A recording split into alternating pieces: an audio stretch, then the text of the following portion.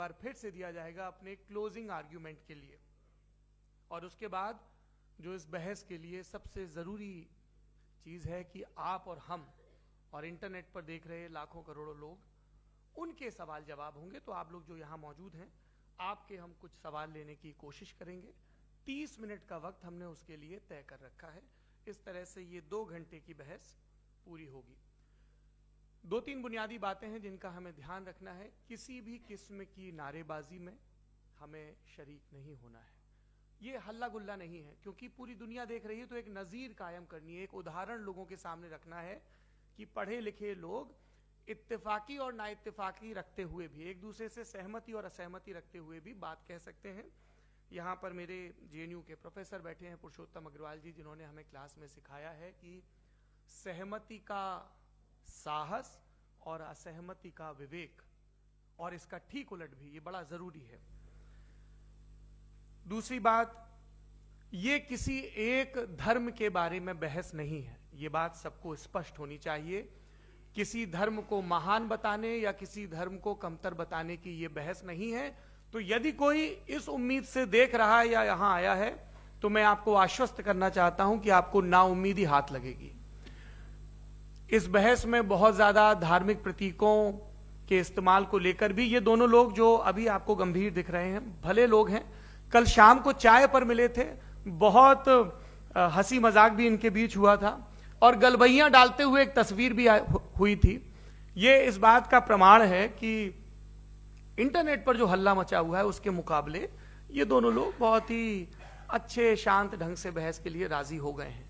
Twitter की बातें Twitter तक सीमित, एलन मस्क आजकल उसको एक्स कहते हैं। और अब इस बहस की शुरुआत मैं इन विद्वानों का, हालांकि इनको परिचय की जरूरत नहीं, पर हो सकता है, हमें पत्रकारिता में सिखाया जाता है कि नेवर अज्यूम, विज्ञान भी यही कहता है। मुफ्ती शमाइल नदवी साहब इस्लामिक विद्वान, शिक्षाविद हैं, कोलकाता के वाहियान फाउंडेशन के संस्थापक हैं, लखनऊ की प्रतिष्ठित दारुल उलूम नदवतुल उलमा से ग्रेजुएशन किया है, सोशल मीडिया और सार्वजनिक मंचों पर अध्यापन और बौद्धिक कामों में सक्रिय हैं, और इस समय इंटरनेशनल इस्लामिक यूनिवर्सिटी मलेशिया से पीएचडी कर रहे हैं। अच्छी बात यह है कि पढ़ाई के साथ साथ ट्रैवल ब्लॉग भी बनाते हैं। पेट्रोनस टावर के सामने का ब्लॉग हमने देखा। हमारे साथ जावेद अख्तर साहब हैं। जावेद अख्तर साहब कवि हैं, शायर हैं, गद्य भी लिखते हैं, फिल्मों के लिए संवाद लिखे हैं, गीत लिखे हैं। इससे इतर ये वैज्ञानिक सोच को लेकर या अपने डिक्लेयर्ड एथिज्म को लेकर भी मुखर रहते हैं और अपने तहीं रैशनैलिटी की बात करते हैं। देवियों और सज्जनों, डज गॉड एग्जिस्ट? इस सवाल का जवाब सब अपने अपने तहीं खोजने की कोशिश कर रहे हैं। कोई इसको गॉड डैम पार्टिकल की खोज बताता है, कोई गॉड पार्टिकल की खोज बताता है, कोई हिग्स बोसान की खोज बताता है, कोई ये सवाल जवाब तलाशने की कोशिश करता है कि मास एग्जिस्टेंस में आखिर आया कैसे, हुआ क्या था, सृष्टि के पहले, समय के पहले क्या था। और कोई ये कहता है कि ये सारी खोजें जिस मस्तिष्क में हो रही हैं प्रकृति के क्रम में, वो कैसे विकसित हुआ। मैं उम्मीद करता हूं कि हम आज इन बुनियादी सवालों के कुछ जवाब हासिल करने में कामयाब हूं। मैं सबसे पहले मंच पर आमंत्रित कर रहा हूं मुफ्ती शमाइल नदवी साहब को। आइए सर। जी,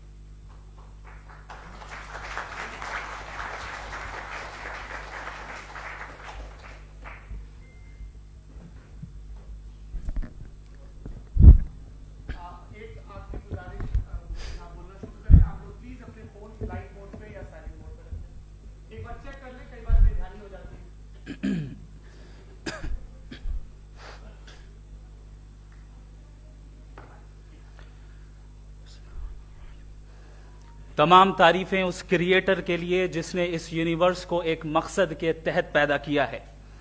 रिस्पेक्टेड जनाब जावेद अख्तर साहब, मिस्टर सौरभ द्विवेदी, और respected audience, thank you all for being here today. आज की डिबेट में चूंकि हम बात करने वाले हैं डज गॉड एग्जिस्ट के टॉपिक पर, तो ये एक ऐसा टॉपिक है जिसके मुताल्लिक कोई भी डिसीजन लेने के लिए अलग अलग स्टैंडर्ड्स हो सकते हैं। लिहाजा डिबेट के शुरू में यह जरूरी है कि हम ये जान लें कि आज के इस टॉपिक में कौन सा स्टैंडर्ड सही होगा और कौन सा गलत होगा। सबसे पहला स्टैंडर्ड जिसे मैं समझता हूं कि हमारे रिस्पेक्टेड जनाब जावेद अख्तर साहब बड़ी तेजी के साथ उसकी तरफ लपकेंगे, वो है साइंस। जबकि साइंस दर हकीकत खुदा के एग्जिस्टेंस को डायरेक्टली साबित करने या उसके एग्जिस्टेंस को डिनाई करने के लिए स्टैंडर्ड नहीं बन सकती। और उसकी वजह क्या है, ये मैं नहीं कह रहा, ये वो लोग कह रहे हैं जो साइंस के एक्सपर्ट्स हैं। नेशनल एकेडमी ऑफ साइंस कहती है science doesn't have the processes to prove और disprove the existence of God. Why? क्योंकि साइंस का ताल्लुक एम्पेरिकल एविडेंस से है और एम्पेरिकल एविडेंसेस का ताल्लुक हमारे नेचुरल और फिजिकल वर्ल्ड से है, जबकि गॉड नॉन फिजिकल और सुपर नेचुरल रियलिटी है। लिहाजा नॉन फिजिकल रियलिटी को आप उस टूल के साथ नहीं चेक कर सकते जिसका काम फिजिकल रियलिटी को तलाश करना है। लिहाजा आज इस डिबेट में गॉड की एग्जिस्टेंस को साबित करने या उसे डिनाई करने में साइंटिफिक एविडेंस को एक्सेप्ट नहीं किया जाएगा। दूसरा स्टैंडर्ड हो सकता है रेविलेशन, कि रेविलेशन के जरिए हम यह साबित करें कि गॉड एग्जिस्ट करता है या नहीं। लेकिन यह स्टैंडर्ड भी आज इररेलेवेंट है। क्यों? क्योंकि रेविलेशन मेरे नजदीक सोर्स ऑफ नॉलेज है, वैलिड सोर्स ऑफ नॉलेज है, लेकिन हमारे जावेद अख्तर साहब के नजदीक यह वैलिड सोर्स ऑफ नॉलेज नहीं है। लिहाजा आज की डिबेट में मैं एक भी एविडेंस किसी भी मजहबी स्क्रिप्चर से नहीं दूंगा ताकि जावेद अख्तर साहब के लिए वो अनएक्सेप्टेबल ना हो। तीसरा जो मेयार हो सकता है वो है ऑब्जर्वेशन, कि भाई कोई कहे कि हमें खुदा दिखाओ, अगर है तो दिखाओ, या ये कि खुदा के एग्जिस्टेंस पर एम्पेरिकल एविडेंस दो, तो ये है दर हकीकत गलत टूल का इस्तेमाल करना। ये ऐसा ही है कि जावेद साहब मुझसे ये मुतालबा करें कि मुफ्ती साहब आप मेटल डिटेक्टर के जरिए प्लास्टिक डिटेक्ट करके दिखाएं। अब चूंकि प्लास्टिक डिटेक्ट नहीं हो पा रही है लिहाजा plastic does not exist. No, you are using the wrong tool. इस टूल से प्लास्टिक को डिटेक्ट नहीं किया जाता। लिहाजा मैं समझता हूं कि गॉड के एग्जिस्टेंस पर एम्पेरिकल एविडेंस का मुतालबा करना एक बचकाना मुतालबा है और हमारे रिस्पेक्टेड जनाब जावेद अख्तर साहब इस स्टेज से अब बहुत आगे निकल चुके हैं। अब बचता है एक ही स्टैंडर्ड, और वो स्टैंडर्ड है अक्ल, लॉजिक, रीजनिंग। और यही वो स्टैंडर्ड है जिसके तहत गॉड की एग्जिस्टेंस को साबित किया जाएगा या गॉड की एग्जिस्टेंस को डिनाई किया जाएगा। लेकिन चूंकि ये बहुत इंपॉर्टेंट और सेंसिटिव टॉपिक है, इसलिए लॉजिकल आर्ग्यूमेंट भी ऐसा होना चाहिए जो डेफिनेटिव हो, इनडेफिनेटिव ना हो, जो 2 और 2 4 की तरह बिल्कुल वाजे हो, जिसे लॉजिकली रिजेक्ट करना पॉसिबल नहीं हो। फॉर एग्जाम्पल हम कहें हमारे रिस्पेक्टेड मिस्टर सौरभ साहब, ये एक इंसान है और तमाम इंसान कॉन्शियस बीइंग है। लिहाजा नतीजा क्या निकला, हमारे सौरभ साहब भी कॉन्शियस बीइंग है। क्या ये इनडेफिनेट आर्ग्यूमेंट है या डेफिनेट आर्ग्यूमेंट है? ये डेफिनेट आर्ग्यूमेंट है।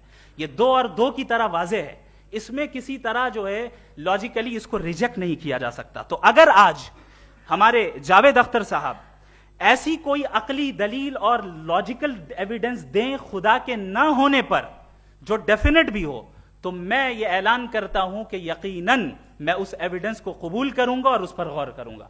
लेकिन साथ में यह भी ऐलान कर देता हूं प्रेडिक्शन के तौर पर कि ऐसा कोई डेफिनेट आर्ग्यूमेंट कोई नहीं पेश कर सकता। दलील हम देंगे और डेफिनेटिव दलील देंगे, लॉजिकल दलील देंगे, ऐसी दलील देंगे जो एंटायर एथिस्टिक वर्ल्ड उसे रेफ्यूट नहीं कर सकती। चलें अब हम एक एग्जाम्पल सोचते हैं, एक सिनेरियो, सिंपल सिनेरियो, तमाम ऑडियंस से गुजारिश है, हम और आप एक आइसोलेटेड आइलैंड पर हैं, ऐसा आइलैंड जहां पे हमसे पहले कोई कभी नहीं गया। चलते चलते आपके सामने अचानक आपने देखा एक पिंक कलर की बॉल पड़ी हुई है। सबसे पहला सवाल आपके जहन में क्या आएगा कि ये बॉल यहां क्यों आई, कैसे आई, ये पिंक कलर की ही क्यों है, कोई और कलर भी हो सकता था, ये इसी शेप में क्यों है, कोई और शेप भी हो सकता था। नेचुरली आप इस तरफ पहुंचेंगे कि कोई ना कोई है जिसने इन स्पेसिफिक प्रॉपर्टीज के साथ इस बॉल को बनाया है और यहां पे रखा है। चूंकि आप जानते हैं कि ये जो बॉल है इसका एग्जिस्ट करना जरूरी नहीं है, ये एग्जिस्ट कर भी सकती थी, नहीं भी कर सकती थी, और एग्जिस्ट करना ही था तो किसी और फॉर्म में करती, किसी और कलर में करती। अब आप इस बॉल को एक्सपैंड करते चले जाएं, एक्सपैंड करते चले जाएं, एक्सपैंड करते चले जाएं, यहां तक कि ये बॉल यूनिवर्स के साइज की हो जाए। बताइए कि क्या साइज के बढ़ जाने से सवाल बदल जाएगा? हरगिज नहीं बदलेगा। अभी भी सवाल रहेगा, ये यूनिवर्स कहां से आया, इन स्पेसिफिक प्रॉपर्टीज के साथ कहां से आया, क्यों आया, किसने बनाया, यह सवाल उस वक्त भी वैलिड रहेगा। लेकिन यह सवाल अगर हम जनाब जावेद अख्तर साहब से करें तो चूंकि इनका वर्ल्ड व्यू एथिस्टिक है, और सिर्फ इनका नहीं, मतलब जितने भी एथिस्ट हैं और एथिस्टिक वर्ल्ड व्यू को रखने वाले से अगर आप ये सवाल करें कि ये यूनिवर्स कहां से आया, तो इनका जवाब या तो आर्ग्यूमेंट फ्रॉम इग्नोरेंस होगा या डॉगमेटिक होगा। या तो ये कहेंगे कि मुझे नहीं पता कि ये कहां से आया, लिहाजा गॉड डज नॉट एग्जिस्ट, ये आर्ग्यूमेंट फ्रॉम इग्नोरेंस है। या ये कहेंगे कि ये यूनिवर्स खुद ब खुद बन गया, इसका मतलब ये है कि उस बॉल को भी खुद ब खुद बन जाना चाहिए। लेकिन बॉल के ताल्लुक से ये एक्सप्लेनेशन एक्सेप्ट नहीं की जाएगी कि ये खुद ब खुद बन गई, लेकिन यूनिवर्स के ताल्लुक से कर दिया जाएगा। इसे हम दूसरे अल्फाज में डॉगमा भी कह सकते हैं। दूसरी चीज, हमारे जावेद अख्तर साहब जरूर गॉड ऑफ गैप्स की मिसाल भी जरूर देंगे, और मिसाल देंगे कि पहले जमाने में बिजलियां कड़कती थी तो लोगों ने किसी एक खुदा की तरफ, और बारिश होती थी तो दूसरे खुदा की तरफ मंसूब कर दिया, उनके पास दलील नहीं थी। यह हमारा वर्ल्ड व्यू है ही नहीं, यह हमारा वर्ल्ड व्यू है ही नहीं, क्योंकि नेचुरल फेनोमेना के प्रोसेस की इंटरप्रिटेशन को जान लेने से यह कहां से साबित हो गया कि गॉड एग्जिस्ट नहीं करता है। इस पर मैं इंशाअल्लाह अभी आगे बात करूंगा। आप हजरात ये भी देखेंगे, और मैं ये एक्सपेक्ट करता हूं कि हमारे रिस्पेक्टेड जनाब जावेद अख्तर साहब जरूर इमोशनल आर्ग्यूमेंट्स भी देंगे, जो कि एक लॉजिकल फेलेसी है जब बात आती है ट्रुथ को डिसाइड करने में। क्यों? मिसाल के तौर पर वो कहेंगे कि अगर गॉड है तो ईविल क्यों एग्जिस्ट करता है, जबकि मैं कहता हूं ईविल का एग्जिस्ट करना गॉड के एग्जिस्ट करने की दलील है, उसके खिलाफ नहीं है। चूंकि अगर गॉड है तो हम सब उसके सामने अकाउंटेबल हैं, और अगर हम अकाउंटेबल हैं तो अकाउंटेबिलिटी के लिए ईविल का मौजूद होना जरूरी है, उसके बगैर हम अकाउंटेबल नहीं हो सकते। और अगर हम अकाउंटेबल नहीं हैं तो हम जनाब जावेद अख्तर साहब से पूछेंगे कि आप बताएं कि फिर सफरिंग इस दुनिया में क्यों है? अगर खुदा नहीं है तो सफरिंग क्यों है? और उन लोगों के जज्बे का क्या जिनके अंदर सफरिंग के बाद इंतकाम लेने का जज्बा पाया जाता है और वो इस दुनिया से ऐसे ही चले गए, क्या उनकी सारी तकलीफें बेकार चली जाएंगी? अब आ जाएं उसी एग्जाम्पल की तरफ कि बॉल, मुझसे अगर कोई पूछे इस बॉल को किसने बनाया, और या इस एक्सपेंडेड बॉल को किसने बनाया, मैं कहूंगा कि चूंकि ये यूनिवर्स और इस यूनिवर्स की तमाम चीजें कॉन्टिंजेंट हैं। कॉन्टिंजेंट होने का मतलब ये होता है कि जो अपने एग्जिस्टेंस पे किसी के ऊपर डिपेंड करती हो, तो जाहिर है ये यूनिवर्स कॉन्टिंजेंट है। और अगर कोई चीज कॉन्टिंजेंट नहीं है तो मैं रिक्वेस्ट करूंगा कि मुझे दिखा दें कि कौन सी चीज यूनिवर्स में कॉन्टिंजेंट नहीं है, हम भी जरा गौर कर लें और हम भी देख लें। और जब कॉन्टिंजेंट चीजें मौजूद हैं तो फिलोसोफर्स की इस्तिलाह के मुताबिक, हम उस टर्मिनोलॉजी के मुताबिक हम उस जगह तक पहुंचते हैं और उस हस्ती तक पहुंचते हैं जिसे नेसेसरी बीइंग कहा जाता है, कि ये वो नेसेसरी बीइंग है जिसका मौजूद ना होना नामुमकिन हो। क्योंकि अगर ये मौजूद ना हो तो सारी चीजें एग्जिस्टेंस में आएंगी ही नहीं, और ये सारी कॉन्टिंजेंट चीजें उसी के ऊपर डिपेंड करती हैं। अब अगर आप ये सवाल करते हैं कि फिर उस हस्ती को किसने बनाया, फिर उसका कॉज क्या है, फिर उसका कॉज क्या है, फिर उसका कॉज क्या है, और एंडलेसली चले जाएं, इसे हम कहते हैं इन्फिनिट रिग्रेस ऑफ कॉजेज, जो कि लॉजिकल फेलेसी है। कॉन्सेप्चुअली इंफिनिटी पॉसिबल है। मिसाल के तौर पे न्यूमेरिकल्स 1 2 3 गिनते चले जाएं, इन्फिनिट नंबर्स हैं। मैं कॉन्सेप्चुअली बात नहीं कर रहा, प्रैक्टिकली रियलिटी में साबित करके दिखाएं कि infinite regress of causes possible हैं या नहीं। अगर पॉसिबल हैं तो हम मान लेंगे, मिसाल दे दें, और पॉसिबल नहीं है तो एक ही ऑप्शन बचता है जिसे हम कहते हैं नेसेसरी बीइंग। ऐसी नेसेसरी बीइंग जो इंडिपेंडेंट है, क्योंकि अगर वो डिपेंडेंट हुई तो वो नेसेसरी नहीं रहेगी। ऐसी इंडिपेंडेंट बीइंग जो इटर्नल है, अगर वो इटर्नल नहीं होगी, उसकी बिगिनिंग होगी तो वो खुद कॉन्टिंजेंट है। ऐसी बीइंग जो पावरफुल है, क्योंकि कॉन्टिंजेंट को एक्चुअलाइज करने के लिए पावर चाहिए। ऐसी बीइंग जो इंटेलिजेंट है और नॉलेजेबल है, क्योंकि ये यूनिवर्स स्पेसिफिक फॉर्म और स्पेसिफिक लॉज ऑफ नेचर के तहत प्रिसाइजली चल रहा है। Thank you. थैंक यू मुफ्ती साहब। मैं इन दलीलों के बाद जावेद अख्तर साहब से गुजारिश करूंगा, आप बैठ के बोलना चाहेंगे या वहां? जी।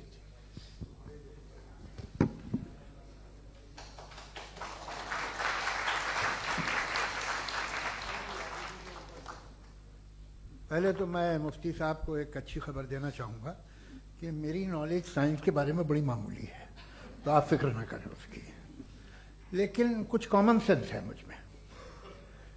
देखिए, ये खुदा का तस्वुर कोई नया तस्वुर नहीं है, ये सदियों से रहा है। ये कुछ रिलीजन 3000 साल पुराने होंगे, 4000 साल पुराने होंगे, लेकिन इंसान कोई 10,000 12,000 साल से एग्जिस्ट करता है होमोसेपियन की शक्ल में, और हमेशा कुछ ना कुछ मजहब रहे। ये मजहब जाहिलों के नहीं थे, ये मजहब एक ऐसी ग्रीक सोसाइटी के थे जहाँ बड़े बड़े फिलोसफर्स पैदा हुए। ये मजहब इजिप्शियंस के थे जिन्होंने पिरामिड्स बनाए थे। ये रोमन्स के थे कि जिनका आर्किटेक्चर और सेनेट यानी पहली बुनियाद डेमोक्रेसी की लिमिटेड थी मगर डेमोक्रेसी थी, ये उन लोगों ने किए थे। तो इनका जो जुपिटर था, रा था, ज़्यूस था, उन्हें उस पर इतना ही एतमाद था जितना आज किसी मजहबी आदमी को अपने खुदा पे होगा। क्रिश्चियनिटी आने से पहले यूरोप में एक मजहब था जर्मेनिक रिलीजन। उसका एक खुदा था, उसकी एक बीवी थी, उसके 2 बेटे थे, एक बेटी थी। फिर जर्मनी में जब यूरोप में क्रिश्चियनिटी आई तो वो खुदा, उसकी बीवी और पूरे ख़ानदान चला गया। तो हमने, अगर हम हिस्ट्री देखें तो खुदा जो हैं वो ज़्यादातर फ़नी हैं, वो हमेशा रहे नहीं। और वो जो लोग इन्हें मानते थे उनको आप कहें वो तो जाहिल थे, उन्हें तो कुछ पता ही नहीं था, ऐसा नहीं है। वो अपने वक्त में बड़े काबिल लोग थे और अपने वक्त में उन्होंने बड़े बड़े काम किए हैं, फिलोसफर्स थे, साइंटिस्ट थे, लेकिन उनका मजहब कहाँ गया, उनके खुदा कहाँ गए? आज जो खुदा हैं दुनिया में लोग उन्हें मानते हैं। आपको क्या मालूम कि कितने बरसों के बाद क्या होने वाला है? हम यूरोप में देखते हैं तो चर्च खाली हैं। तो वक्त के साथ चीज़ें बदलती हैं। जहाँ तक इसका ताल्लुक है मजहबों का, हर मजहब आपसे एक चीज़ मांगता है, फेथ। ये फेथ क्या चीज़ होती है? What is the difference between faith and belief? ये तो बहुत ही अहमखाना बात होगी कि कोई आदमी कहे साहब अगर खुदा है तो मुझे दिखाइए। ये तो जाहिलाना बात हुई।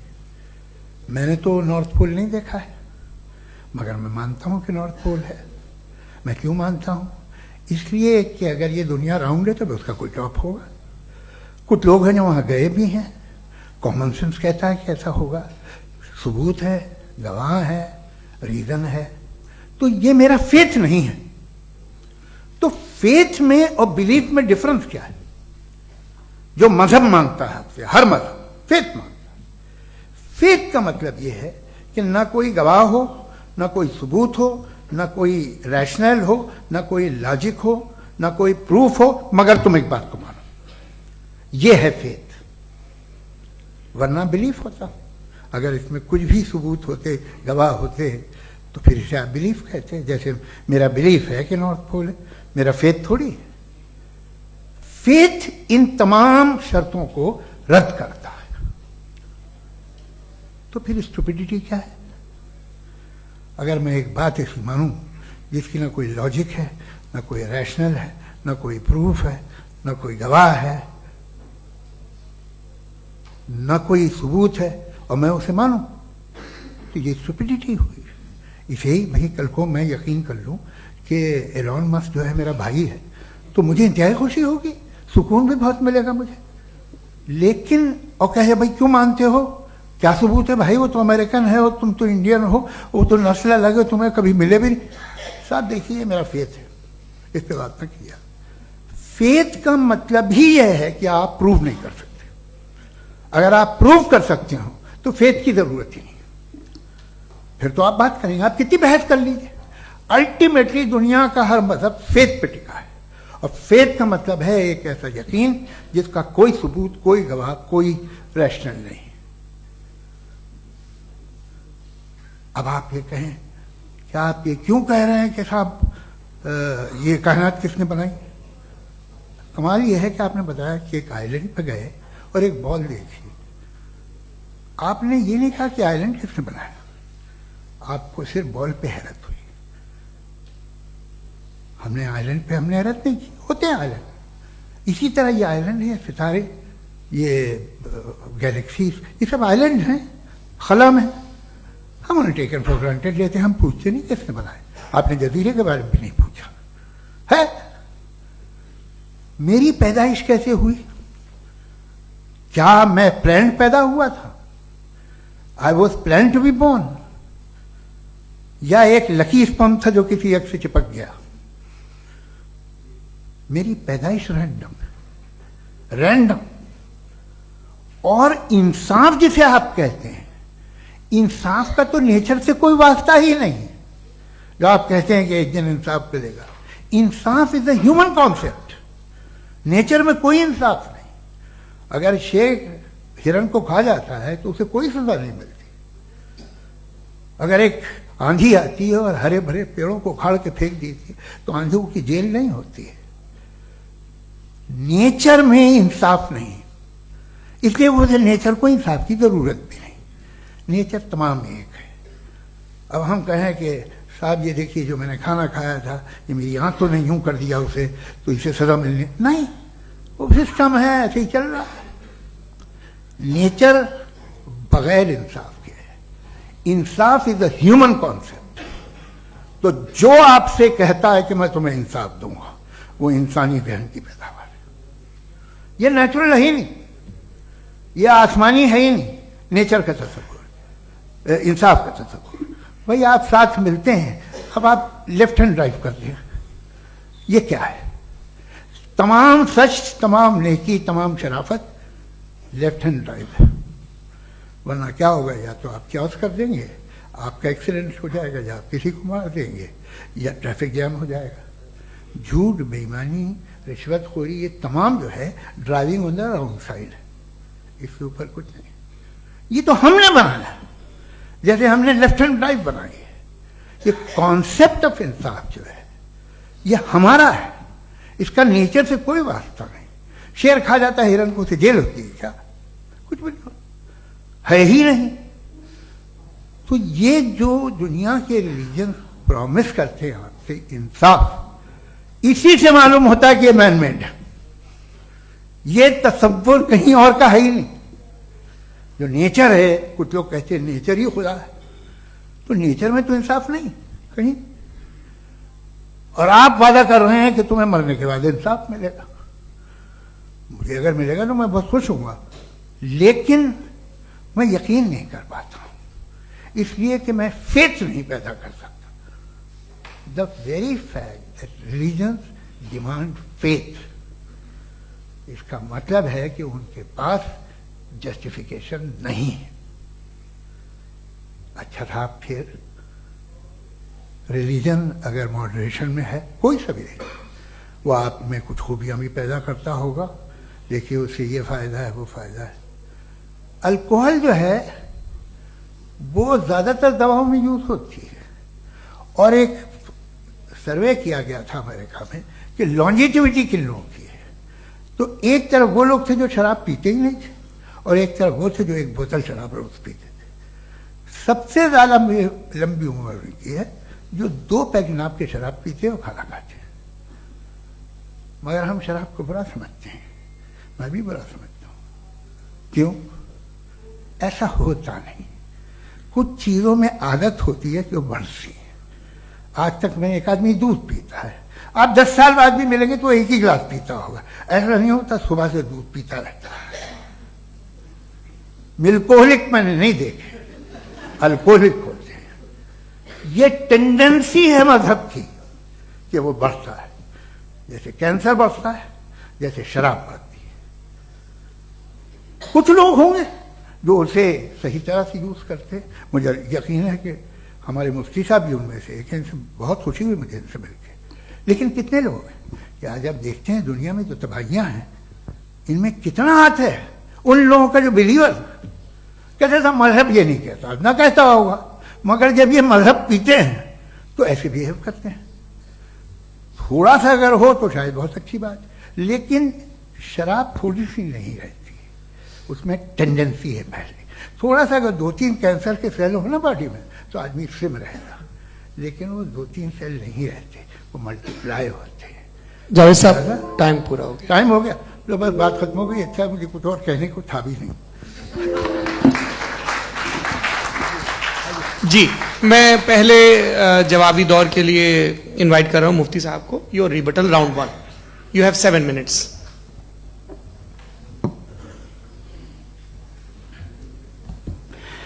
Thank you very much Javed साहब, आपकी बात को सुनकर बड़े महजूज हुए हम लोग। महजूज, do you understand? We enjoyed. Okay, अब थोड़ा सा लॉजिकली उसको हम लोग देखते हैं। दरअसल हम लोगों ने कल गुजारिश की थी मुफ्ती साहब से भी, जावेद साहब से भी, कि हिंदुस्तानी जबान आम फहम सबको समझ में आ जाए और जहां कहीं आप मुश्किल शब्द इस्तेमाल करें वहां बताते भी चलें। Thank you. तो सबसे पहले हमारे रिस्पेक्टेड जावेद साहब ने हवाला दिया कि खुदा फानी है। कितने मजहब आगे चले गए, किसी ने जुपिटर को खुदा माना, किसी ने किसी को माना। मैं कहता हूं जिसने कॉन्टिंजेंट चीज को खुदा माना, गलत माना, वो खुदा ही नहीं, वो खुदा ही नहीं है। हम तो नेसेसरी बीइंग को साबित करने बैठे हैं, वो नेसेसरी कॉज जो इटरनल है, जो अबदी भी है और अजली भी है। हम किसी और को साबित करने नहीं बैठे। दूसरी चीज उन्होंने कहा कि फेथ एंड बिलीफ, ये एक ऐसी डेफिनेशन है फेथ की जो इन्होंने पहली मर्तबा पेश की है, या माफ कीजिएगा इन्होंने पहली मर्तबा पेश नहीं की है, रिचर्ड डॉकिंस ने पहली मर्तबा पेश की है। मुझे मालूम है ये सोर्स कहां से है।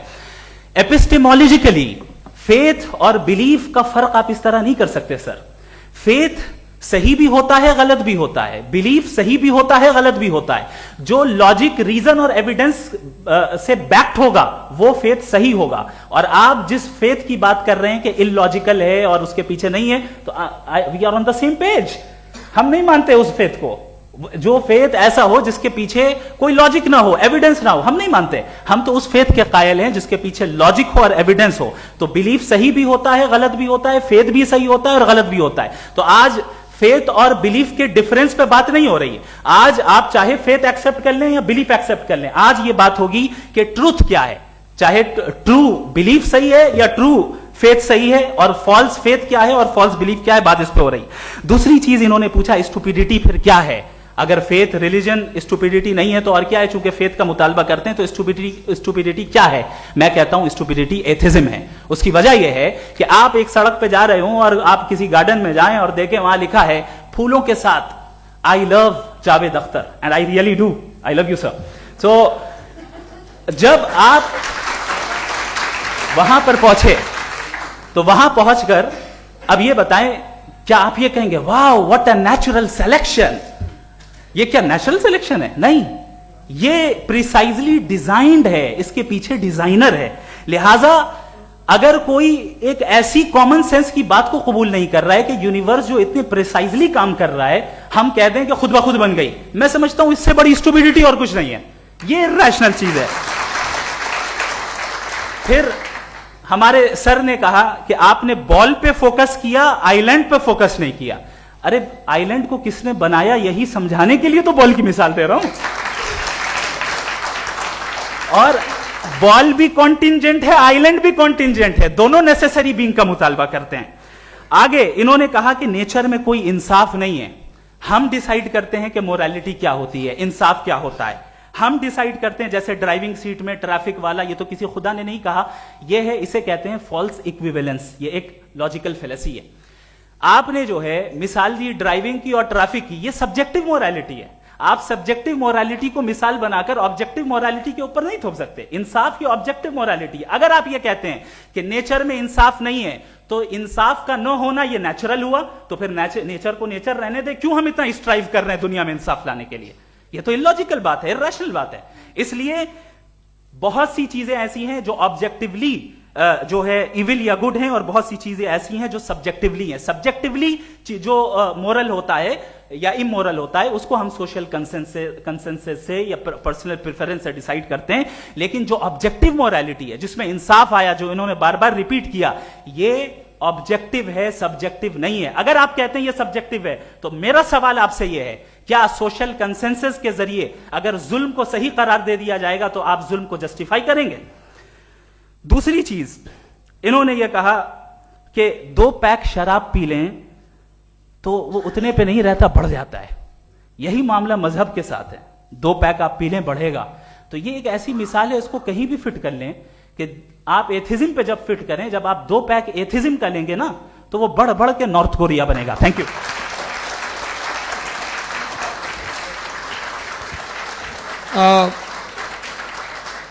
फर्स्ट राउंड के रिबटल के लिए मैं जावेद साहब को इनवाइट कर रहा हूं। आपके पास 7 मिनट का वक्त है, रीसेट कर दीजिएगा प्लीज। मुझे इस बात की खुशी है कि मुफ्ती साहब ने भी मान लिया कि नेचर में कोई इंसाफ नहीं है। तो कोई भी चीज़ जो इंसान ने नहीं बनाई है उसमें इंसाफ नहीं होता है। एक बात मैं आपसे अर्ज करूं, जरा पता लगा लीजिएगा, ये जो आप बाग में जाते हैं बेहद खूबसूरत फूल देखते हैं ना, इनमें से कोई नेचुरल नहीं है। ये सारे फूल क्रॉस करके बनाए गए हैं। जो जंगल में फूल होते हैं निहायत मामूली होते हैं, ये फूल इंसानों ने बनाए हैं। जो आप बाग में देख के वाह वाह कहते हैं, ये इंसानों के बनाए हुए हैं। डिफरेंट फूलों को क्रॉस करके, डेवलप करके, फिर क्रॉस करके इस तरह से बनाए गए। नेचुरल फ्लावर नहीं। किसी जंगल वीरान में जाके आप गुलाब के फूल नहीं देखेंगे। ये सब बनाए हुए इंसान ने, बहुत से काम इंसान ने किए हैं। बाकी है कि आपने मेरी एक बात का जवाब नहीं दिया, जिससे मुझे शिकायत है कि फेथ क्या है और आप फेथ मांगते क्यों हैं मुझसे।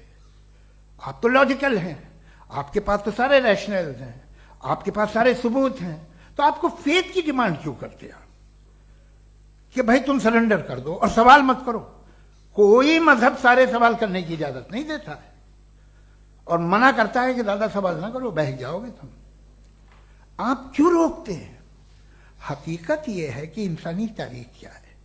इंसानी तारीख यह है कि दुनिया में 2 तरह के लोग हुए हैं।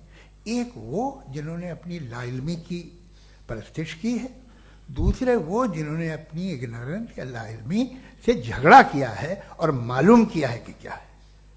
ये जो आप कह रहे हैं, आज आप हैरान हैं कि भाई ये यूनिवर्स कैसे बनी। लोग हैरान थे कि सूरज डूबता है तो इधर से कैसे निकलता। और आप एक कदम जाके हमेशा का मानने को तैयार है, एक कदम पीछे ही मान जाइए। भाई आप इसके बाद जाते हो, कहते सवाल ना करना कि ये कहां से आया, ये पावर तो हमेशा से हमेशा रहेगी। तो आप यूनिवर्स के बारे में मानने में क्या तकलीफ है? एक कदम पहले रुक जाइए। ये हमेशा से थी या नहीं थी हमें मालूम नहीं है। और ये कहना कि हमें मालूम नहीं है, कमाल ये है कि दुनिया के सारे मजहब सब जानते हैं ये दुनिया कैसे बनी थी, कैसे मिटेगी, मरने के बाद क्या होगा, इनको सब इल्म है। इनको किसी को डायनासोर होते थे पहले ये नहीं पता था, किसी को नहीं पता। किसी भी दुनिया की मजहबी किताब में डायनासोर का जिक्र नहीं है। लेकिन बाकी सब बातें, how to make universe in 4 easy lessons and बाकी सब पता है। जिसको सब पता है वो गड़बड़ है।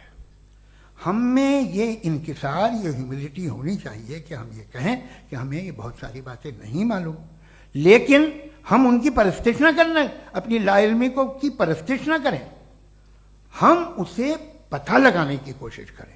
जिस दुनिया में आप बैठे हैं सर, ये हॉल जो है, ये इलेक्ट्रिसिटी जो है, ये माइक जो है, जिस हवाई जहाज से आप आए थे, वो जिस कार से आप यहाँ आए हैं, ये सब उन लोगों की बनाई हुई है जिन्होंने सवाल किए थे।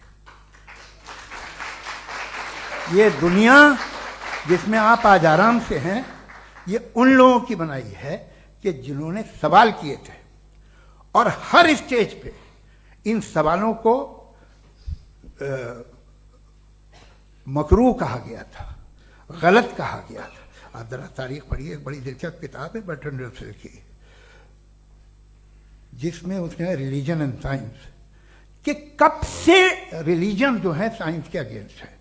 और हद तो यह है कि भाप के इंजन के खिलाफ थे, स्टीम इंजन के भी खिलाफ थे, और फतवे हुए उन पे, वेटिकन ने दिए।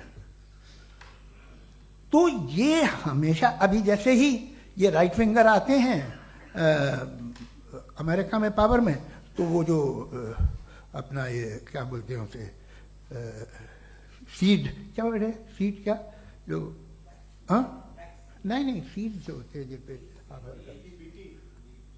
जी नहीं भाई, वो जो ह्यूमन बॉडी के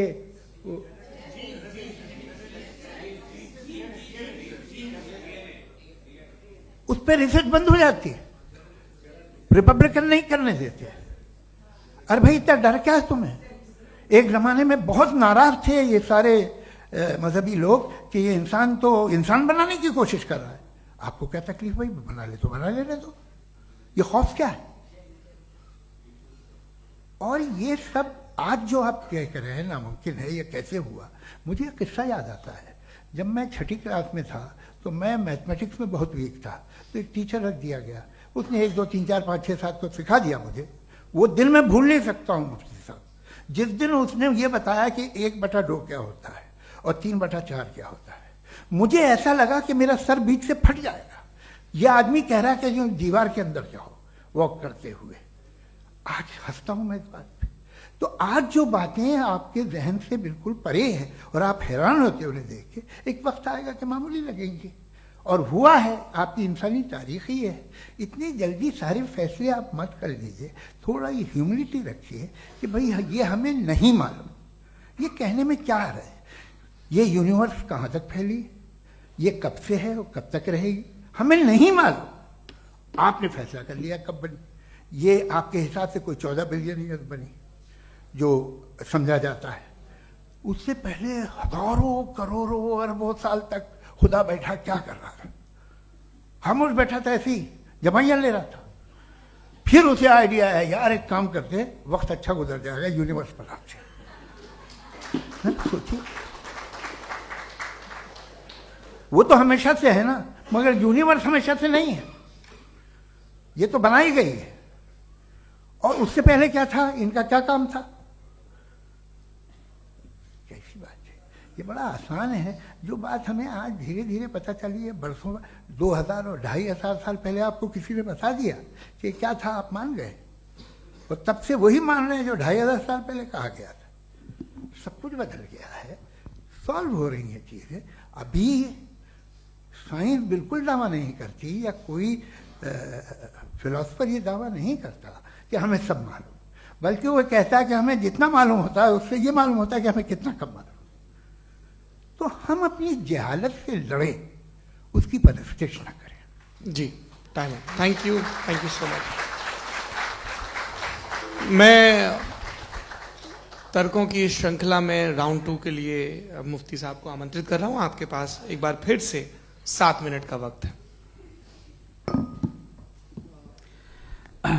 शुक्रिया। जनाब जावेद अख्तर साहब कई मर्तबा दोहरा रहे हैं कि फेथ का मतलब बताइए, फेथ का मतलब बताइए। मैंने बता दिया, फेथ सही भी होता है, गलत भी होता है। और आज हम फेथ पे बात नहीं कर रहे, हम ट्रुथ और डज गॉड एग्जिस्ट पे बात कर रहे हैं। क्या डज गॉड एग्जिस्ट, ये ट्रुथ यानी गॉड है या नहीं है, इसमें से दोनों ट्रुथ क्या है। अब आप उसे फेथ कह लें, बिलीफ कह लें, नॉट माई बिजनेस। उसके बाद आपने कहा कि भाई सवाल करने से मजहब रोकता है। मैं कहता हूं जो रोकता है वो रोकता होगा, मैं नहीं रोकता, बल्कि सवाल करें, सवाल करना चाहिए। सवाल कर करके तो हम आगे बढ़ते हैं, तरक्की करते हैं, और इसीलिए मैं आज यहां पे आया हूं। लेकिन सवाल सिर्फ खुदा से नहीं होगा, आपसे भी होगा। सवाल एथिज्म से भी होगा, सवाल सिर्फ मजहब से नहीं होगा, सबसे होगा। और आज मैं सवाल करूंगा और उम्मीद है कि आप जवाब देंगे। अभी तक आपने वैसे कॉन्टिंजेंसी आर्ग्यूमेंट का कोई जवाब नहीं दिया। चलें, आपने कहा यूनिवर्स के बारे में इटर्नल क्यों नहीं बोल देते। ये चूंकि लॉजिकली पॉसिबल ही नहीं है कि यूनिवर्स इटर्नल हो। यूनिवर्स एक कॉन्टिंजेंट चीज है जो टाइम एंड स्पेस के पाबंद है, टाइम एंड स्पेस से बाउंड है। जो टाइम एंड स्पेस से बाउंड होगा वो कॉन्टिंजेंट होगा, जो कॉन्टिंजेंट होगा वो उसकी बिगिनिंग हुई होगी, जिसकी बिगिनिंग हुई होगी वो इटर्नल नहीं हो सकता। ये तो कॉमन सी बात है। आपने कहा कि किसी मजहबी किताब में डायनासोर का जिक्र नहीं है। अफसोस कि आज तक किसी मैथमेटिक्स के किताब में मुझे डायनासोर का जिक्र नहीं मिला। तो इसका मतलब मैथमेटिक्स की किताब बेकार है? नहीं, उसका वो टॉपिक नहीं है। रेवलेशन का और मजहबी किताबों का टॉपिक ये नहीं है कि आपको आके बताए साइकिल कैसे बनाते हैं, या आकर ये बताएं कि जो है डायनासोर कब था। वो तो मोरालिटी सिखाने आया है, गॉड के बारे में बताने आया, नॉन फिजिकल रियलिटी की हकीकत को सिखाने के लिए आया। रिलीजियन साइंस को रोकता है? नहीं रोकता। अगर रोकता है तो गलत करता है। रिलीजियन साइंटिज्म को रोकता है, जिसमें हमारे जावेद साहब मुब्तला है। साइंस और साइंटिज्म में फर्क है। साइंटिज्म यह है कि आप समझें कि साइंस और साइंटिफिक मेथोडोलॉजी ये नॉलेज को हासिल करने का वाहिद सोर्स ऑफ नॉलेज है। यह है साइंटिज्म। हम इसे रिजेक्ट करते हैं। हम साइंस को तो तरक्की करते हैं, भाई आप हमारी पूरी तारीख कर लें, पढ़ लें तो आपको पता चल जाएगा। बहरहाल ये अलग टॉपिक है। उसके बाद इन्होंने एक लफ्ज कहा, वेटिकन ने फतवा दिया। वेटिकन का फतवे से कोई ताल्लुक नहीं है, दोनों कॉन्ट्राडिक्टरी अल्फाज हैं। उसके बाद उन्होंने कहा कि भाई हमें नहीं मालूम। अगर नहीं मालूम तो क्लियरली कह देना कि नहीं मालूम है, इसमें क्या हरज है। तो वही तो मैं कह रहा हूं ना कि आप कह दें कि नहीं मालूम, लेकिन क्लेम क्यों कर रहे हैं कि गॉड एग्जिस्ट नहीं कर रहा है? आप कह दें नहीं मालूम है, हो सकता है हो सकता ना हो, लेकिन आप क्लेम कर रहे हैं। The moment you say God does not exist, this is a claim, and now the burden of proof is upon you too, जैसे हमारे ऊपर है। और क्यों है मैं बताता हूं, क्यों है ये भी मैं बताता हूं। फिलोसॉफिकली जो क्लेम होता है ना, सिर्फ ये नहीं होता कि इंसान कहे पॉजिटिव क्लेम करे और नेगेटिव क्लेम करे तो बर्डन ऑफ प्रूफ नहीं है। आप मिसाल के तौर पे मैं कहूं कि फुला उस कमरे में कोई नहीं है, मैंने एक नॉलेज का क्लेम किया है।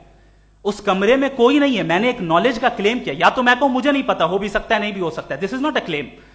लेकिन जब मैं कह रहा हूं कि वहां कोई नहीं है या मैं कह रहा हूं वहां कोई है, दोनों क्लेम है और दोनों के ऊपर बर्डन ऑफ प्रूफ है। हमारे ऊपर भी बर्डन ऑफ प्रूफ है, मैंने कंटिजेंसी आर्ग्यूमेंट दिया, इसे तोड़कर दिखाइए।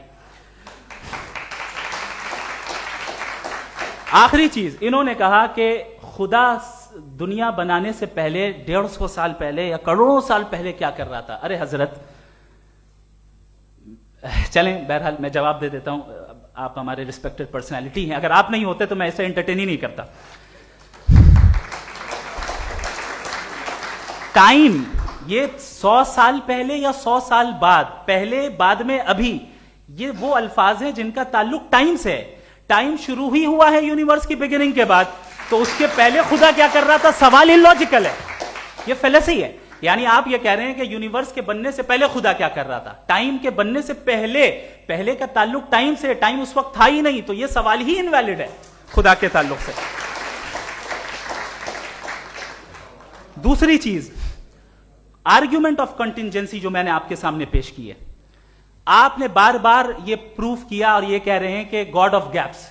देखिए, पहले नहीं मालूम था, साइंस ने कर दिया। सिंपल्स की मिसाल से मैं समझा देता हूं। जिस गैप्स की आप बात कर रहे हैं ना, साइंस उन गैप्स को जिन चीज के जरिए भी प्रूव करेगा वो कॉन्टिंजेंट ही होगा, अब चाहे वो फोर्स हो, मैटर हो या एनर्जी हो। लिहाजा सवाल हमारा उस वक्त भी वैलिड होगा जब तक कि आप नेसेसरी बीइंग पे ना आ जाएं, और इन्फिनिट रिगरेस पॉसिबल नहीं है of causes in practical world, तो जाहिर है कहीं रुकना पड़ेगा, जहां रुकेंगे वही खुदा है। दूसरी चीज, आपने ये कहा, क्या कह रहा था मैं, किस पॉइंट को? What? Oh no, after that. Just now. हाँ, जहां रुकेंगे वही खुदा है। बहरहाल, तो टाइम का जिक्र हो गया, गॉड ऑफ गैप, सॉरी, या इसकी एक मिसाल आप ले लें। एक कार है, एक साहब ने देखा कि भाई कार जो है उसके व्हील्स कितने अच्छे लगे हुए हैं, सही जगह पे। स्टीयरिंग जो है कितने अच्छे जगह पे लगी हुई, और सीट्स कितने वेल डिजाइंड है, कितनी प्रिसाइजली ये कार काम कर रही है। तो जरूर कोई ना कोई इसे क्रिएट किया है, किसी ने क्रिएट किया है। अब जावेद साहब आए और कहे, अरे जनाब बोनेट खोलिए, इसमें इंजन है, इंजन इस कार को चला रहा है, hence prove no one has created the car. This is illogical, this is irrational. आपने इंजन के जरिए उस गैप को तो साबित किया, लेकिन क्या उससे कार की जो क्रिएशन है और उसका जो क्रिएटर है ये इम्पॉसिबल हो जाए? ऐसा पॉसिबल है? उसका सवाल खत्म हो जाए, ऐसा पॉसिबल है? नहीं। आपने गैप्स को फिल करके, कॉन्टिंजेंट चीजों से गैप्स को फिल करके हमारे ऑब्जर्वेशन को और ब्रॉड कर दिया। अब हमें और पता चल गया कि ये जो कार है इसका सिस्टम कितना ज्यादा कॉम्प्लेक्स है। पहले कम समझते थे, अब कॉम्प्लेक्सिटी और ज्यादा वाजे हो गई। अब हमें समझ में आ रहा है कि हमारी सर्टेनिटी और बढ़ गई कि जरूर इस कार को किसी ना किसी ने बनाया। यही मामला यूनिवर्स का है। साइंस हमेशा फिजिकल वर्ल्ड की चीजों को ही फिल करती जाएगी और फिजिकल चीजों से ही करती जाएगी, चूंकि एम्पेरिकल एविडेंस का ताल्लुक फिजिकल वर्ल्ड से है।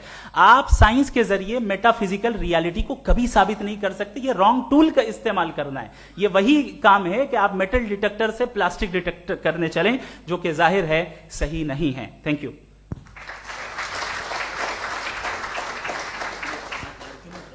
जी, ये आर्ग्यूमेंट का राउंड 2 है। हाँ। 7 मिनट है। पहले तो मैं आपसे अर्ज करूं कि आपने कहा कि जब कायनात ही नहीं थी तो वक्त भी नहीं था, कुछ भी नहीं था। कैसे नहीं था? खुदा था, एक एग्जिस्टेंस तो था ना खुदा का। तो जब खुदा था तो वक्त भी होगा। ऐसा नहीं है कि कुछ भी नहीं था, खुदा था। अच्छा, बाकी एक आपने कहा साहब आप साबित कीजिए, आपके पास भी लॉजिक है या मेरे पास भी लॉजिक है। मेरा जिम्मेदारी नहीं है साबित करना कि खुदा है। बर्टन रसल ने बड़ी अच्छी बात कही। बर्टन रसल ने बड़ी अच्छी बात कही। मैं आपसे अगर ये दावा करूं कि एक चाय की केतली मरीख के चारों तरफ घूम रही है, मार्स के चारों तरफ, तो ये आपका काम नहीं है कि आप साबित करें कि कोई चाय की केतली नहीं है। ये मेरा काम है, मैंने दावा किया है। ये दावा तो मजहबी लोग करते हैं कि खुदा है, मैं क्यों साबित करूं कि नहीं है? जब तक आप मुझे कन्विंस नहीं कर देंगे मैं नहीं मानूंगा। आपकी जिम्मेदारी है, मेरी जिम्मेदारी नहीं है। दोयम ये कि ये जो आप कह रहे हैं, जो गैप्स हैं, ये गैप जब जब किसी मजहब को चैलेंज करते हैं, जब ऐसा कोई बात आती है तो हंगामा हो जाता है कि जब वो चैलेंज करें किसी फेथ को। ये तमाम साइंस जो है इसे मुख्तलिफ जगहों पे मुख्तलिफ वक्तों में मजहब ने रोकने की कोशिश की है। ये किताब है religion and science, Burton Russell की, पढ़िएगा, अच्छी लगेगी आपको। तारीख ही है साइंस, मजहब की साइंस से उसका यही रिश्ता है। अच्छा, अब ये हम सोचें कि बहरहाल ये वजूद जो है मजहब और ये बिलीव इन गॉड इंसान को बेहतर बना देता है, तो एक काम कीजिए, हिंदुस्तान वर्ल्ड का नक्शा लीजिए और मार्क कीजिए कि रिलीजन कहाँ कहाँ ज़्यादा है, कहाँ कहाँ, चाहे वो लैटिन अमेरिका हो या मिडल ईस्ट हो या फार ईस्ट हो या हिंदुस्तान के वो इलाके जहाँ मजहबियत ज़्यादा है। रख दीजिए नक्शा अलग। अब दूसरा नक्शा कि कहाँ कहाँ नाइंसाफ़ी, रिप्रेशन, औरतों के हुकूक की पामाली, जुल्म, डिक्टेटरशिप कहाँ है, नक्शा एक ही होगा। तो आप मुझे बताएं कि जो इसका तरकीब इस्तेमाल क्या है, खुदा का तरकीब इस्तेमाल तो बताइए। आप छोटी सी दवा सड़क पे बेचते हैं, उसकी भी तरकीब इस्तेमाल बताते हैं। इसके इस्तेमाल से तो फायदा नहीं हुआ किसी को। जो सारे के सारे खराब मुल्क हैं, खराब समाज है, वो सारे जुल्म खुदा के नाम पे करते हैं। वो गलत करते हैं, सही करते हैं, मुझे क्या लेना देना उससे। इस्तेमाल से मालूम होता ना। एक विस्की की बोतल कभी शायद देखी हो आपने, लाल रंग की होती है, उस पर रोशनी वोशनी पड़े, इंतहाई खूबसूरत लगती है, क्या बिगाड़ रही है किसी का? उसका इस्तेमाल गलत है, इसलिए आप उसे नापसंद करते हैं। इसका इस्तेमाल गलत है, इस तसव्वुर का इस्तेमाल ही गलत है और हमेशा से गलत हुआ है। आप देख लीजिए, इंसानी तारीख देख लीजिए, आज देख लीजिए, हिंदुस्तान देखिए, दुनिया देख लीजिए, क्या हो रहा है। इसे कैसे इस्तेमाल कर रहे हैं फेथ वाले लोग? क्या फेयर हैं, जस्ट हैं, जो अपने खुदाओं पे यकीन रखते हैं? वो किस तरह के लोग हैं? वो लोगों को इंसाफ देते हैं, वो बेहतर इंसान बने। तो इस दवा का फायदा क्या है? चलो बहुत फायदा हो रहा तो मैं इस्तेमाल कर लूंगा, मैं मुझे तो इस दवा का कोई फायदा दिखता ही नहीं। मुझे तो ऐसा लगता, मैं एक और बात बताऊं, अगर कोई आदमी मजहबी है और अच्छा आदमी है तो मैं उसकी बहुत इज्जत करता हूं, इसलिए कि मेरा ख्याल है मजहबी आदमी का अच्छा होना मुझसे अच्छा होने से ज्यादा मुश्किल है।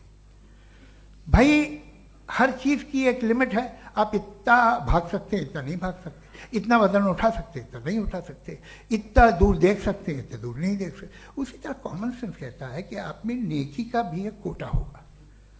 अब आप अगर सुबह जाते हैं अपनी इबादत गाह और इबादत करते हैं तो बाहर निकलते हैं तो आप तो यही महसूस करते हैं कि आपने एक बहुत अच्छा काम किया, आपकी नेकी का एक बहुत बड़ा कोटा खर्च हो गया जिससे किसी का कोई फायदा नहीं होगा। मैं तो नहीं जाता हूँ तो मुझे तो किसी को खाना खिलाना पड़ेगा, किसी बेवा की मदद करनी पड़ेगी। मैं अपना कोटा कैसे कंज्यूम करूं? आप अपना कोटा, सारे मजहबी लोग इंतहाई यूजलेस कामों में यूज करते हैं। उसके बाद भी अगर आप में बच्ची है थोड़ी सी शराफत, तो भाई वाह क्या बात है।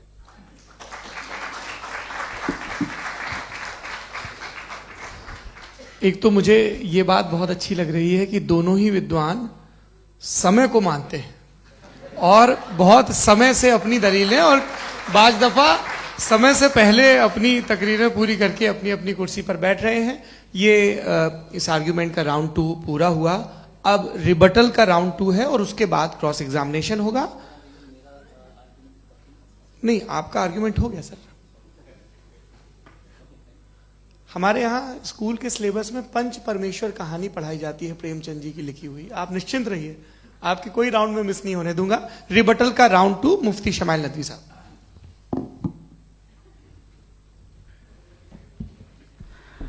असल में जो हकीकी प्रॉब्लम है, असल प्रॉब्लम है, वो ये है कि जावेद साहब के पास कॉन्सेप्ट ऑफ गॉड क्लियर नहीं है। इन्होंने कहा कि कायनात से पहले खुदा तो था, तब भी तो टाइम होगा। ये टाइम कायनात का हिस्सा है। हम खुदा, उस खुदा को मानते हैं, नेसेसरी बीइंग का टाइमलेस होना जरूरी है, चूंकि वो टाइम का क्रिएटर है। जब उसने टाइम को क्रिएट किया तो वो खुद टाइम पे कैसे होगा? उसने जब स्पेस को क्रिएट किया तो खुद स्पेस में कैसे होगा? अगर वो टाइम एंड स्पेस को पहले से ही उसका पाबंद है तो फिर किस चीज को उसने क्रिएट किया? लिहाजा ये सवाल गलत है कि खुदा था तो टाइम होगा। बिल्कुल नहीं, टाइम के पाबंद हम हैं, खुदा नहीं है। हम फिजिकल वर्ल्ड से ताल्लुक रखते हैं, वो मेटाफिजिकल रियलिटी है। दूसरी चीज इन्होंने मिसाल दी कि चाय की केतली हवा में घूम रही होगी, और पता नहीं शायद वो बर्टन रसल का उन्होंने हवाला दिया। बहरहाल यही प्रॉब्लम है। प्रॉब्लम यही है कि हम चीजों के दरमियान डिफरेंशिएट नहीं कर पाते। ये जो आपने मिसाल दी ये इमेजिनेशन है, और मैं जो साबित कर रहा हूं वो लॉजिकल नेसेसिटी है। आप इमेजिन करने आए तो कुछ भी करें, जुपिटर में पिंक एलिफेंट होगा, यूनिकॉर्न होगा, करें, उससे कायनात पे क्या फर्क पड़ता है? उससे आप लॉजिकल नेसेसिटी साबित नहीं कर सकते। मैं तो उस प्राइम कॉज की बात कर रहा हूं, उस नेसेसरी बीइंग की बात कर रहा हूं, जिसके बगैर इस कायनात का एग्जिस्टेंस मुमकिन नहीं है। दूसरी चीज, मजहब को साइंस चैलेंज करती है वगैरह वगैरह, ये हमारा टॉपिक ही नहीं है। मैं इस पे बात करूंगा तो फिर मेरा वक्त चला जाएगा। मजहब के ऊपर चूंकि हमारी डिस्कशन नहीं है, साइंस को मजहब और बिलखुसूस मैं और हमारा वर्ल्ड व्यू कम अज कम साइंस को पीछे नहीं करता है, साइंटिज्म की मजम्मत करता है। इसकी वजाहत मैंने पहले कर दी। दूसरी चीज इन्होंने कहा वर्ल्ड का नक्शा लीजिए, वर्ल्ड मैप लीजिए, दो अलग अलग जगह की। हजरत, मैंने ये होमवर्क किया था, और मैंने मिडिल ईस्ट का एक नक्शा लिया और यूरोप का एक नक्शा लिया। ये मजहबी इलाका और ये लिबरल और एथीस्ट इलाका। मुझे पता चला कि सबसे ज्यादा रेप केसेस जो हैं वहां पर हैं।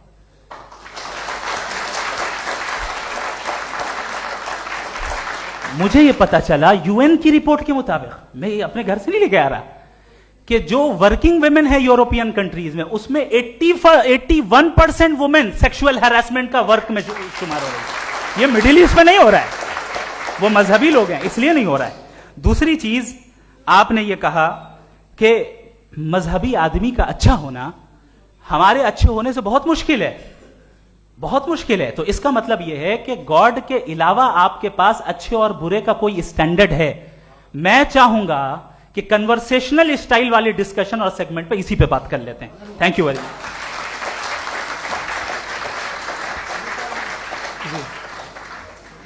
ये रिबटल का राउंड 2 है। आपके पास 5 मिनट का वक्त है, और इसके बाद क्रॉस एग्जामिनेशन शुरू करेंगे। आप चाहें तो जो इन्होंने सवाल पूछे उनके जवाब आप रिबटल में भी दे सकते हैं। जी जी, देखिए, पहले तो ये बात कि ये मिसाल गलत नहीं है, गलत है। इन्होंने पहले ही हमको डिसार्म कर दिया, कह लिया अकल से मामला सॉल्व नहीं हो सकता, लॉजिक से आप पहुंच नहीं सकते। ये एक मेटाफिजिकल चीज़ है। मेटाफिजिकल अजीब सा लफ्ज़ है, ठीक से किसी को माने नहीं मालूम इसके, तो ऐसा लगता है कुछ बड़ी चीज़ है। अरे भाई, क्या होता है मेटाफिजिकल, बताओ, खड़ी हो। ये एक लफ्ज़ है जो कहीं भी इस्तेमाल हो जाता है। जब आप एक बात कर रहे हैं और आप मुझसे बहस कर रहे हैं तो मुझे मेटाफिजिकल मत बताइए, आप लॉजिकली मुझे प्रूफ किए। और अगर लॉजिकली आप नहीं बात करते साहब ये मेटाफिजिकल है, तो फिर हम आप बात क्या कर रहे हैं? मेरा आपका किस जबान में कॉन्वर्सेशन होगा? और ये कहना कि वक्त पहले नहीं था, तो फिर क्यों कहते हैं ये हमेशा से और हमेशा रहेगा? हमेशा वक्त है, तो आप कैसे कहते हैं वो हमेशा से है और हमेशा रहेगा? हमेशा का मतलब है कोई वक्त, अगर वक्त ही नहीं है तो हमेशा कैसे? बाहर वो रहेगा। अब मैं ये देखता हूं, आपने कहा ना कि वहां रेप ज्यादा होते हैं, तो हम एक बात देखते हैं कि ये दुनिया जिस पे वो कादर मुतलक है, जिसकी मर्जी के बगैर पत्ता भी नहीं हिलता, ओमनीपोटेंट है, ये दुनिया चल कैसे रही है? और इस दुनिया का हाल क्या है? 45,000 बच्चे जो 10 साल की उम्र से कम थे वो गाजा में मरे। भूख से काला हांडी में बच्चे मरते हैं और डिप्थेरिया से मरते हैं। डिप्थेरिया अजीब मर्ज है, गले में जाली बनना शुरू होती है, बच्चा नीला हो जाता है, गरीब का बच्चा, इसलिए कि उपास इलाज में। ये कादर मुतलक है जो चाहे कर दे, इससे आप दुआएं मांगते हैं हमारी ये काम कर दे वो कर दे, तो इसका मतलब डे टू डे लाइफ में वो इंटरफेयर करता है और ये देख रहा है वो। अगर वो वाकई भी है फॉर डिस्कशन सेक, तो मैं जब दुनिया देखता हूं तो मेरे दिल में उसके लिए कोई इज्जत नहीं पैदा होती। ये क्या कर रहे हो तुम पूरे ऑल पावरफुल हो, ओमनीपोटेंट हो, ओमनी प्रेजेंट हो। तुम तो वहां गादा में रहे होगे ना, तुम हर जगह हो। तुम देख रहे थे कि बच्चे की कैसे धज्जियां उड़ रही, तुम देख रहे थे, और तुम चाहते हो मैं तुम्हारी परस्तिश करूंगा, तुम हो भी। अरे यार, इसके अच्छे तो हमारे चीफ प्राइम मिनिस्टर हैं, कुछ तो ख्याल करते हैं। कमाल है। आप किसकी इबादत कर रहे हैं? अगर वो है भी, ये दुनिया नाइंसाफी से, जुल्म से, जबर से, तशद्दुद से भरी हुई है। और आप ये मत कहिएगा कि वो देख रहा है और वो बताएगा एक दिन। अगर वो देख रहा है और इंटरफेयर नहीं करता तो आप दुआ क्यों मांगते? आप कहते हैं मेरा ये काम करा दे, इसके मतलब है वो दखल दे सकता है, वो आपको नौकरी दिलवा सकता है, भले दूसरे आदमी को न मिले, मगर आपका काम कर देगा चूंकि आपने दुआ मांगी है। तो जब वो आपको नौकरी दिला सकता है, लड़की की शादी कर सकता है, बेटे को ग्रीन कार्ड दिलवा सकता है, तो कम से कम ये जो मर रहे हैं बच्चे, इनको रोक दे, कुछ तो करे। मुझे तो दुनिया में, इस दुनिया का कोई मालिक है, इसका ओमनीपोटेंट कोई रूलर है, और ये दुनिया ऐसी चल रही है। मैं तो चाहूंगा कि भाई ना हो, अगर हो तो बड़ी शर्मिंदगी की बात है। शुक्रिया।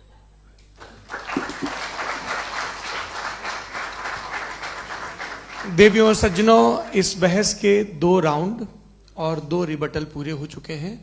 अब सबसे जरूरी और सबसे मुश्किल राउंड शुरू हो रहा है, क्रॉस एग्जामिनेशन का। अब इन विद्वानों की सज्जनता की एक परख भी होगी, और वक्त हमने 16 मिनट का तय किया है। पहला सवाल आप पूछना चाहेंगे? जी बिल्कुल। पहले बोले भी आप। आप माइक ले लीजिएगा हाथ में, ये नीचे से ऑन जी। मैं बोलता हूँ, ये डायस हटा सकते हैं क्या हम थोड़ा क्विकली? डायस पीछे कर दीजिए बस थोड़ा सा, है, ताकि ये जो दाएं बाएं लोग बैठे हैं, इसे हटा ही दीजिए। अब हम वहां तो जाने वाले नहीं। आराम से आराम से दोनों तरफ से हटा दीजिए।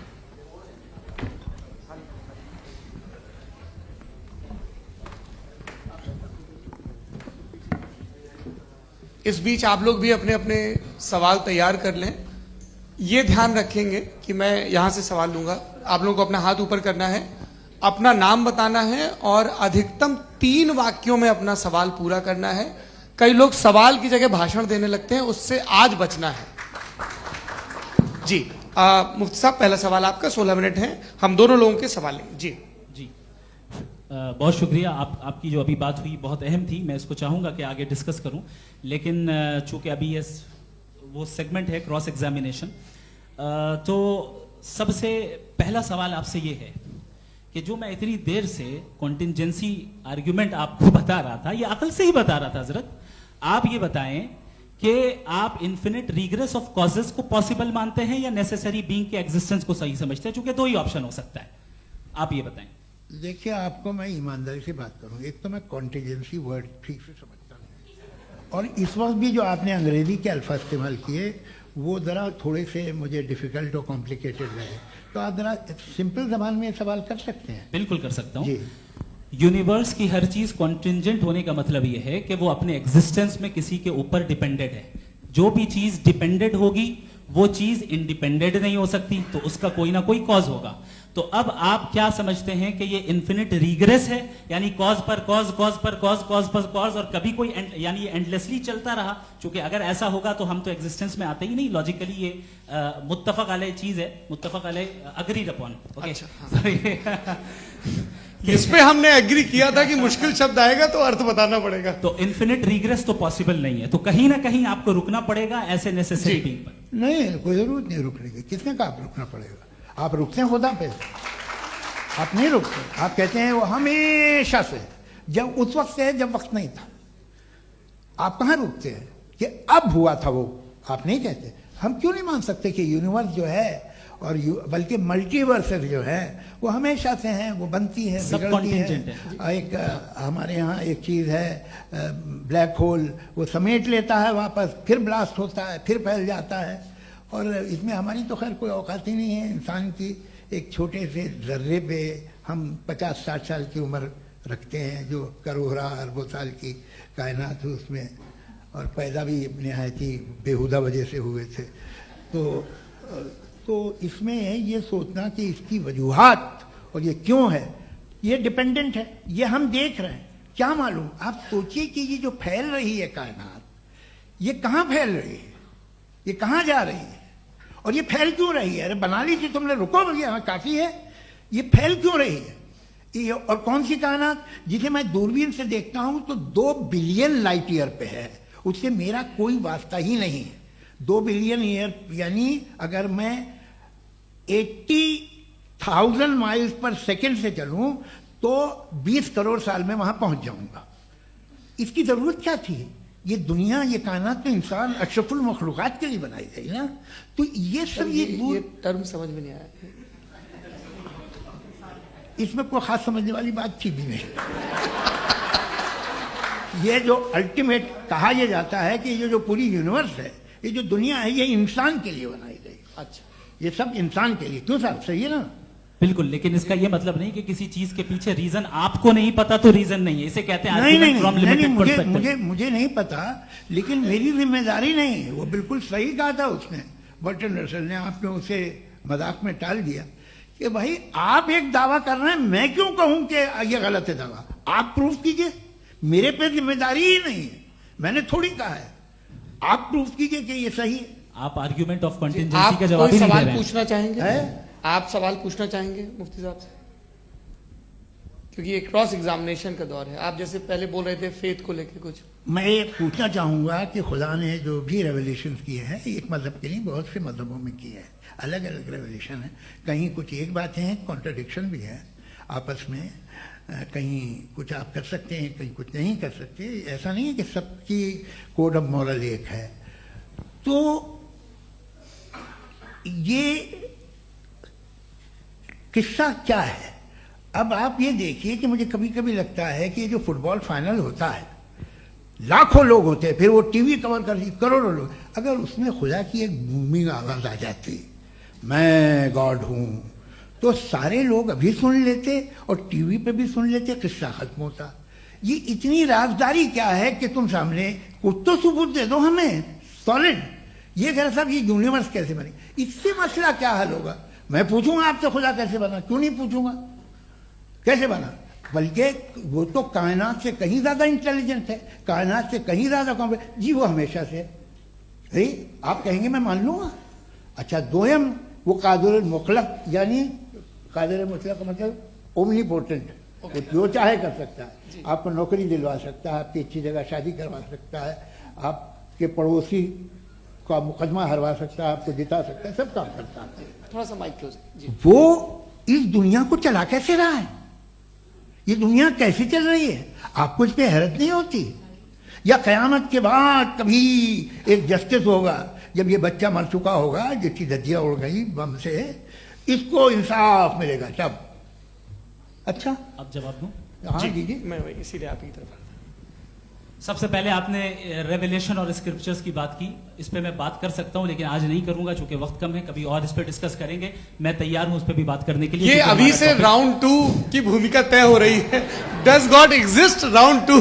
जी, चूंकि आज गॉड के एग्जिस्टेंस पे बात है, तो मैं उसी के रिलेटेड जो है आपके सवालात को एंटरटेन भी करूंगा और मैं भी पूछूंगा। आपने कहा कि आपने साबित ही नहीं किया, जबकि आर्ग्यूमेंट ऑफ कॉन्टिजेंसी बुनियादी आर्ग्यूमेंट है। आप मुझे कॉन्टिजेंसी का मतलब बताइए, आपका मतलब क्या? कॉन्टिजेंसी कॉन्टिजेंसी का मतलब यह हुआ कि हर वो वजूद जो किसी भी चीज का पाबंद है, हर वो वजूद या हर वो चीज जो अपने एग्जिस्टेंस में किसी भी चीज के पाबंद है और उससे बाउंड है, उसको उसकी जरूरत है, उस पर डिपेंड करती है, तो जाहिर सी बात है कि उसका कोई ना कोई कॉज होता है। ये तो अक्ल की बात है। ये आप रीजनिंग की बात करते हैं, मैं वही कर रहा हूं। दूसरी चीज, आपने ये बात कही कि इतने बिलियन लाइट ईयर्स दूर है, उसका मेरा क्या लेना देना। फिर मेरे ख्याल से आपको ये नहीं कहना चाहिए I think therefore I am an atheist. आपको सोचना चाहिए। सिर्फ आप एक लिमिटेड दायरे में रहकर नहीं सोचें, बल्कि बाहर निकलकर सोचें। आपने तीसरा सवाल किया, आपने 2-3 सवाल एक साथ। ऐसी बातें ना कीजिए, कुछ लोगों को इतराज हो जाएगा आप पे कि आप कुछ भी सोचें, ये इजाजत आपको है नहीं, मुझे है।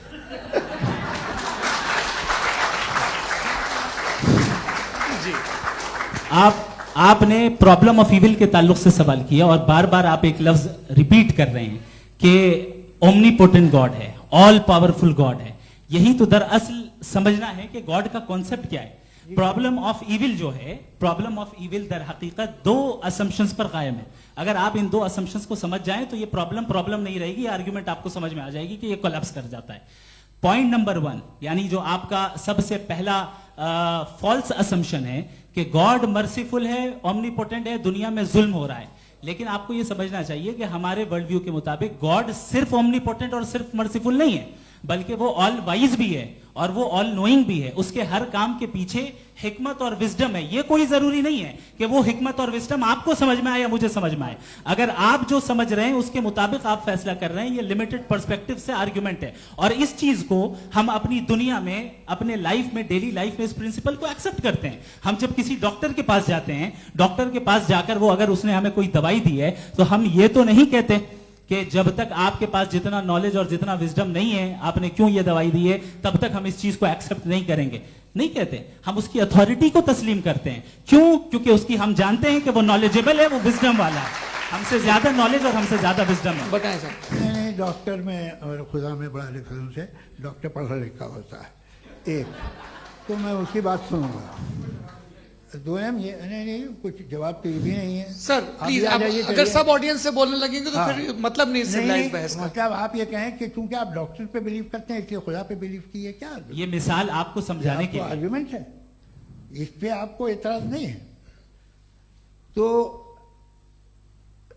सिंपल बात ये है कि मैं अगर ये यकीन कर लूं कि एक ओमनीपोटेंट, उसकी मसलहत है, ये जो बच्चे मर रहे हैं ये मसलहत है उसकी, मुझे नहीं चाहिए थी मसलहत। उसकी मसलहत नहीं, यही तो समझना है। मतलब एक्सपीरियंस। अच्छा, इस आपने अभी मेरी बात पूरी सुनी नहीं। मैंने कहा आपका पूरा आर्ग्यूमेंट दो फॉल्स असम्पशंस पर है। एक फॉल्स असम्पशन मैंने बता दिया, दूसरा फॉल्स असम्पशन यह है कि इस दुनिया में इविल के होने का कोई गुड रीजन नहीं है, जबकि हमारे पास बाज रीजंस मौजूद हैं, हमारे पास बाज वजूहात मौजूद हैं। अगर इस दुनिया में इविल ना हो तो आप गुड को डिफाइन कैसे करेंगे? अगर जुल्म ना हो आप इंसाफ को समझेंगे कैसे? अगर तारीकी ना हो तो आप लाइट को समझेंगे कैसे?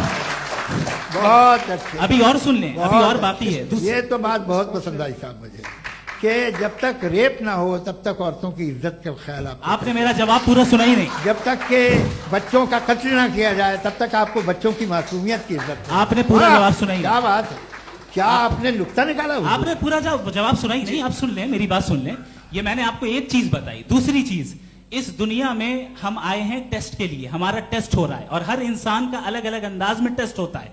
और इस दुनिया में अगर इविल मौजूद है तो वो इविल जरिया है हमारे अंदर ह्यूमन नोबल क्वालिटीज को डेवलप करने का और अलग अलग फील्ड में प्रोग्रेस करने का। और अगर हमारे अंदर और इस दुनिया में इविल नहीं होता तो बताइए टेस्ट का मतलब क्या होता? अगर मैं अपने स्टूडेंट को एमसीक्यूज दूं और उसमें सिर्फ राइट आंसर लिख कर दे दूं और कहूं तुम्हारा टेस्ट हो गया, ये मीनिंगलेस है। इस दुनिया में अगर हम टेस्ट के लिए आए हैं तो जाहिर है गुड एंड इविल दोनों मौजूद है। बताइए। तो अगर गुड एंड इविल दोनों मौजूद है तो ये इविल भी खुदा का बनाया हुआ है? जी हाँ, खुदा का बनाया हुआ है। लेकिन अच्छा, चलो अच्छी बात। जी बिल्कुल, तो बिल्कुल खुदा ने बनाया। अभी तो ये है कि जो मेजॉरिटी है दुनिया में वो इविल है, तो ये खुदा एक्चुअली इविल के साइड पे लग रहा है मुझे। बिल्कुल भी नहीं, मैं बताता हूं। मेजॉरिटी में तो वो है। क्या बात कर रहे हैं भाई आप? कोई भी जो मुंसिफ होगा, चाहे आपका अपना घर हो जिसके आप सबसे बड़े हैं, चाहे आपकी ऑर्गेनाइजेशन हो जो आप चलाते हैं, वहां पर आप इविल रखेंगे साबित करने को कि बाकी लोग शरीफ हैं? मेरी बात सुनिए। क्या ये आर्ग्यूमेंट ही गलत है? अगर कि जब तक के कोई इविल नहीं होगा तब तक के शरीफ आदमी शरीफ नहीं लगेगा। अगर एग्जामिनर गलत ऑप्शन दे रहा है तो एग्जामिनर इविल नहीं हो गया। जो गलत ऑप्शन को सेलेक्ट कर रहा है वो फेल होगा। क्रिएटर ने इविल को बनाया है लेकिन वो इविल नहीं है। अच्छा सुनिए मेरी बात, let me complete sir. Creator ने इविल को बनाया है टेस्ट के लिए, वो इविल नहीं है। इविल वो होगा जो उसे इख्तियार करेगा। छुरी को बनाने वाला गलत नहीं होता है, छुरी का गलत इस्तेमाल करने वाला गलत होता है। रेप को कैसे गलत इस्तेमाल करते हैं? इंसान के फ्री विल का नतीजा ये रेप कैसे गलत इस्तेमाल होता है? ये मुझे अब सुन ले, अब सुन ले। गलत इस्तेमाल होता हाँ, मैं बता रहा हूँ ना, कैसे गलत इस्तेमाल? मैं बता रहा हूँ जी। कि जो इविल इस दुनिया में मौजूद है उसके कई सारे तरीके हैं। एक तरीका इंसान का अपना फ्री विल है। अब अगर कोई रेपिस्ट रेप कर रहा है तो इसका गॉड का कसूर नहीं है, वो अपने फ्री विल का गलत इस्तेमाल कर रहा है, उसको सजा मिलनी चाहिए। अच्छा। और उसी के लिए जहन्नम बनाई गई है। ये फ्री विल का भी बड़ा चक्कर। आप जब कोई बुरा काम करते हैं या कोई बुराई होती है तो ये कहा जाता है कि ये फ्री विल है। 7 billion free wills are moving on this planet. 7 billion free will. और एक आदमी अपनी फ्री विल से मुझे कत्ल कर दे तो मैं खुदा की मर्जी से मरा हूं कि इसकी फ्री विल की वजह से? मेरी मौत खुदा के हाथ है या ये फ्री विल वाले के हाथ है? खुदा ने फ्री विल का निजाम बनाया है और उस निजाम का गलत इस्तेमाल करके कोई आपको मार रहा है, इस्तेमाल करके मेरा कत्ल कर देता है। अब मेरी मौत का जिम्मेदार कौन है? वो इंसान जिम्मेदार है। वो इंसान। जी। तो ये कहना कि और उसको खुदा ही उसको जिंदगी उसको सजा देता, मिलेगी। तो अब आप आगे चलिए कि ये तय करना कि अल्लाह ही या खुदा, सॉरी अल्लाह ने, खुदा ही जिंदगी देता है, खुदा ही मौत देता है, ये गलत है। बिल्कुल गलत नहीं है। हाँ, नहीं, निजाम उसी ने बनाया फ्री विल का। निजाम मौत और हयात का उसी ने बनाया। You are contradicting yourself. अभी आपने कहा कि एक आदमी ने फ्री विल से आपको मार दिया, इसमें उसे फ्री विल दी गई थी, उसने गलत इस्तेमाल किया। 7 billion free wills are moving on this planet और आप चाह रहे हैं कि मैं सिर्फ खुदा का ध्यान करूं। ये 7 बिलियन फ्री विल्स को मुझे लुक आफ्टर करना पड़ेगा कि नहीं? ये तो तबाहियां कर रही हैं और तबाहियां ज्यादा हो रही हैं। बिल्कुल। तो अगर आप बताएं अगर खुदा नहीं है फॉर एग्जाम्पल, हाँ। तो आप इविल को कैसे डिसाइड करेंगे? यानी how can you define evil objectively without God? देखिए, दुनिया में 2 तरह के जानवर हैं। एक जो अकेले रहते हैं जंगल में और एक जो ग्रुप्स में रहते हैं। ग्रुप में जो भी रहेगा, चाहे वो आपका फाउंडेशन हो, चाहे कोई क्लब हो, चाहे कोई पॉलिटिकल पार्टी हो, चाहे कोई यूनिट हो, उसमें आपको इंटरैक्ट करने के रूल बनाने पड़ेंगे। यानी लोग तय करेंगे। लोग तय करेंगे। अगर लोगों ने यह तय किया कि किसी का रेप करना सही है, आप जस्टिफाई करेंगे? नहीं, आपका फाउंडेशन तो ये हो गया ना कि लोग ही विल डिसाइड करेंगे। नहीं। अरे दुनिया में ऐसे ग्रुप्स हैं जो रेप को जायज मानते हैं सर्टेन हालात में। मैं डिटेल में नहीं जानूंगा, आप भी जानते हैं। ये जो आईसिस वाले थे, इन्होंने क्या किया था, तो उन्होंने क्या किया उसका खुदा से कोई ताल्लुक नहीं है सर। मैंने सिंपल सवाल किया कि इविल को आप डिफाइन करते कैसे हैं? आइए वापस आइए जी। आप साथ में तभी रह सकते हैं जब कुछ आप ऐसे उसूल डेवलप करें जिसमें हर एक का बेसिक तहफ़्फ़ुज़, हर एक का बेसिक राइट हो और हर एक को कोई आराम मिले। यही तरीका है किसी भी ऑर्गेनाइजेशन जिसमें एक से ज़्यादा लोग हैं और वो ऐसे चलती है ज़िंदगी। उसमें अगर आप गड़बड़ करेंगे तो तबाही होगी, नुकसान होगा, बर्बादियाँ आएंगी। और अगर उसमें आप घर ले लीजिए ना, एक हस्बैंड है, एक वाइफ है, बच्चे हैं, वालदा भी हैं, 2 बहनें भी हैं, एक भाई भी है। अब इसमें कोई निज़ाम आपको चाहिए साथ में रहने का, और एक दूसरे पे भरोसा रहे, एक दूसरे के बहीख्वाह हों, एक दूसरे की मदद करें, ऐसी जिंदगी। सर आपकी बात आ गई। आप ये कह रहे हैं कि लोग डिसाइड करेंगे क्या सही है क्या गलत है, यही है? मेजॉरिटी डिसाइड करेगी क्या सही है क्या गलत है? अरे भाई बिल्कुल। मेजॉरिटी अगर ये कहे कि नाजी जर्मनी के साथ जिस तरह मेजॉरिटी थी कि जेनोसाइड करना सही, आप जस्टिफाई करेंगे? उस वक्त आपका ये सवाल सिर्फ उसके बाद क्लोज कर। हाँ, उस वक्त प्लेनेट पे जो लोग थे, उनमें कितने लोग हिटलर को सही समझते? अच्छा, प्लेनेट की मेजॉरिटी तय करेगी, सोसाइटी की नहीं। प्लेनेट की मेजॉरिटी गॉड के एग्जिस्टेंस को सही मानती है, आप क्यों नहीं मानते?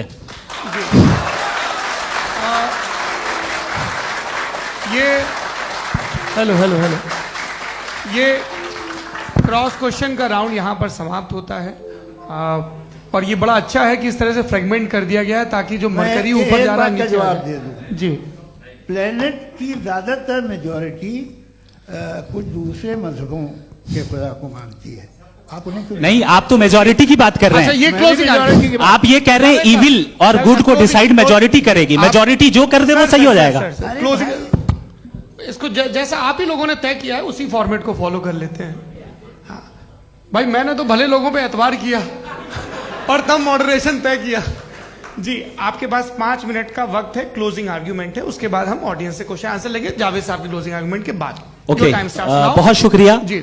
हमारा जो टॉपिक है डज गॉड एग्जिस्ट, मैं इस पे इतने एकेडमिक तैयारी करके आया था, मुझे था कि मैंने सोचा था कि कई सारे मैं आर्ग्यूमेंट्स दूंगा, लेकिन वक्त की भी किल्लत और जावेद साहब बार बार इधर उधर चले जा रहे थे तो उसको भी थोड़ा एंटरटेन करना पड़ गया।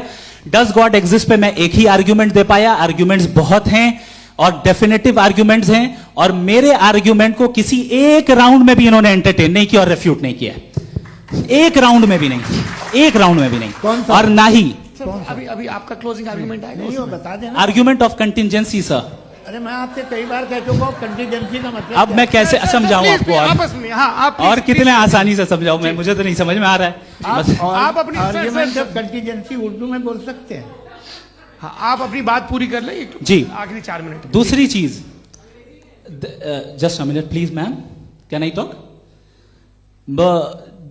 दूसरी चीज ये है कि आपने एक तो इसका जवाब नहीं दिया, दूसरा आपने गॉड के ना होने पर कोई डेफिनेटिव आर्ग्यूमेंट नहीं दिया, सिर्फ मजहब पे बात कर रहे हैं आप। मजहब तो आज हमारा टॉपिक ही नहीं था, आज तो हमारा टॉपिक हो, आप मजहब से ले लेकर आईएस तक चले गए, भाई हमारा क्या ताल्लुक है उससे, वी कंडेम देम, और उसका गॉड से क्या ताल्लुक है। अगर कोई गलत काम कर रहा है, किसी ने किसी को कत्ल किया, किसी ने किसी का रेप किया, उसको सजा मिलनी चाहिए, और आपके पास कोई भी rational strong foundation of morality नहीं है। आपने कहा कि मेजॉरिटी तय करेगी सोसाइटी की, वो सही होगा, मैंने कहा हिटलर को फिर आप सही कहेंगे, नहीं नहीं नहीं नहीं, प्लैनेट की सोसाइटी की मेजॉरिटी तय करेगी, तो प्लैनेट की मेजॉरिटी गॉड की एग्जिस्टेंस को मानती है, आप कह रहे हैं ये रिलीजियस है, तो यानी आपके पास कोई स्ट्रांग फाउंडेशन नहीं है ऑब्जेक्टिव मोरालिटी का। ऑब्जेक्टिव मोरालिटी का अगर कोई फाउंडेशन है तो वो सिर्फ गॉड है, गॉड है, गॉड है। थैंक यू जी, ये मुफ्ती शमाइल नदवी साहब का क्लोजिंग आर्ग्यूमेंट था। अब हमारे पास जी, मैं जी ये बड़ा अच्छा है कि दोनों लोगों को मॉडरेटर से शिकायत भी और बोल रहे भाई हमारी शाबाशी भी तो करते चलो। अब मेरी बात जी, आपके पास जावेद अख्तर साहब 5 मिनट का वक्त है, ये आपका क्लोजिंग आर्ग्यूमेंट है, टाइम रीसेट कर दें। जी देखिए, बहुत सारी बातें हैं। गॉड का डेफिनेशन दुनिया के किसी भी रिलीजन में है कि वो ओमनीपोटेंट है, ओमनीप्रेजेंट है, he is just, he is kind, he loves you and so on. मैं जब दुनिया देखता हूँ तो मुझे कोई ऐसा सुप्रीम पावर यहाँ दिखाई नहीं देती है जो इंसान की बहबूदी के लिए कुछ कर रही हो, कमज़ोर को बचा रही हो, मदद कर रही हो, जालिम को पीछे हटा रही हो। मैं नहीं देखा, तारीख में नहीं। एक तो अगर है और ये देख रहा है तमाशा, तो उसका होना न होना बराबर है। दोयम ये कि ये जो है, जब आप ये कहते हैं कि कायनात जिसकी कंटीजेंसी है, मैं देखिए वो लफ्ज़ इस्तेमाल किया मैंने, तो ये कैसे हो सकती है भाई, और फौरन आप सरेंडर कर देते हैं कि जाहिर है कि इसका बनाने वाला तो इससे 10,000 गुना था कॉम्प्लिकेटेड होगा, उस पर आपके होने पे कोई इतराज नहीं है। उसे वो टाइमलेस है, वो पहले से था, टाइम तो बहुत बाद में आया, ये सब आप मानने को तैयार है, जिसका आपके पास कोई सबूत नहीं, आपके पास कोई रीजन नहीं। आपकी तारीख क्या है मजहबों की, बिलीफ की, जो खुदाओं का बिलीफ है, ये कॉन्स्टेंटली गलत साबित होता रहा है। मतलब आप कहें कि अरिस्टोटल के ज़माने में तो सब जाहिल थे, वो भी इतने ही यकीन से खुदा पे यकीन रखते थे, जो अब नहीं रहा, ये भी नहीं रहेगा, आप लिख लीजिए। और इसके आसार आपको दुनिया में दिखाई देना शुरू हो चुके हैं। ये बहस क्या आज से 100 साल पहले इस तरह हो सकती थी? यहाँ तक तो आपको हम ले आए हैं। तो सर अरे इनको मदद की जरूरत नहीं भाई, ये सेल्फ सफिशिएंट आदमी है, आप क्यों इनकी मदद कर रहे हैं? Sir please. तो ये जो है तमाम बातें अपनी जगह हैं, ये एक पैकेज है। आप अकेले, कोई आदमी ऐसा नहीं जो सिर्फ गॉड को मानता हो, उसके साथ बहुत पैराफर्नेलिया आता है, अलग अलग पैराफर्नेलियाज आते हैं। They are only, they have always created chaos in the society. मैं तो आपको सीधा ऑफर देता हूँ कि दुनिया में 10 इम्पॉर्टेंट बिलीव्स हैं, आप एक मानते हैं, 9 नहीं मानते, 9 में आप एथियस्ट हैं, 9 को आप बिल्कुल रीजनेबली मेरी तरह देखते हैं। तो 90 मजहबी आदमी भी 90% एथियस्ट है, वो दूसरे खुदा नहीं मानता, एक खुदा मानता है अपना वाला, बाकियों को कहता है गलत है। अगर आप मानना ही बंद कर दे तो आपका 10% चांस है कि आप सही हैं और 90% चांस है कि आप गलत हैं।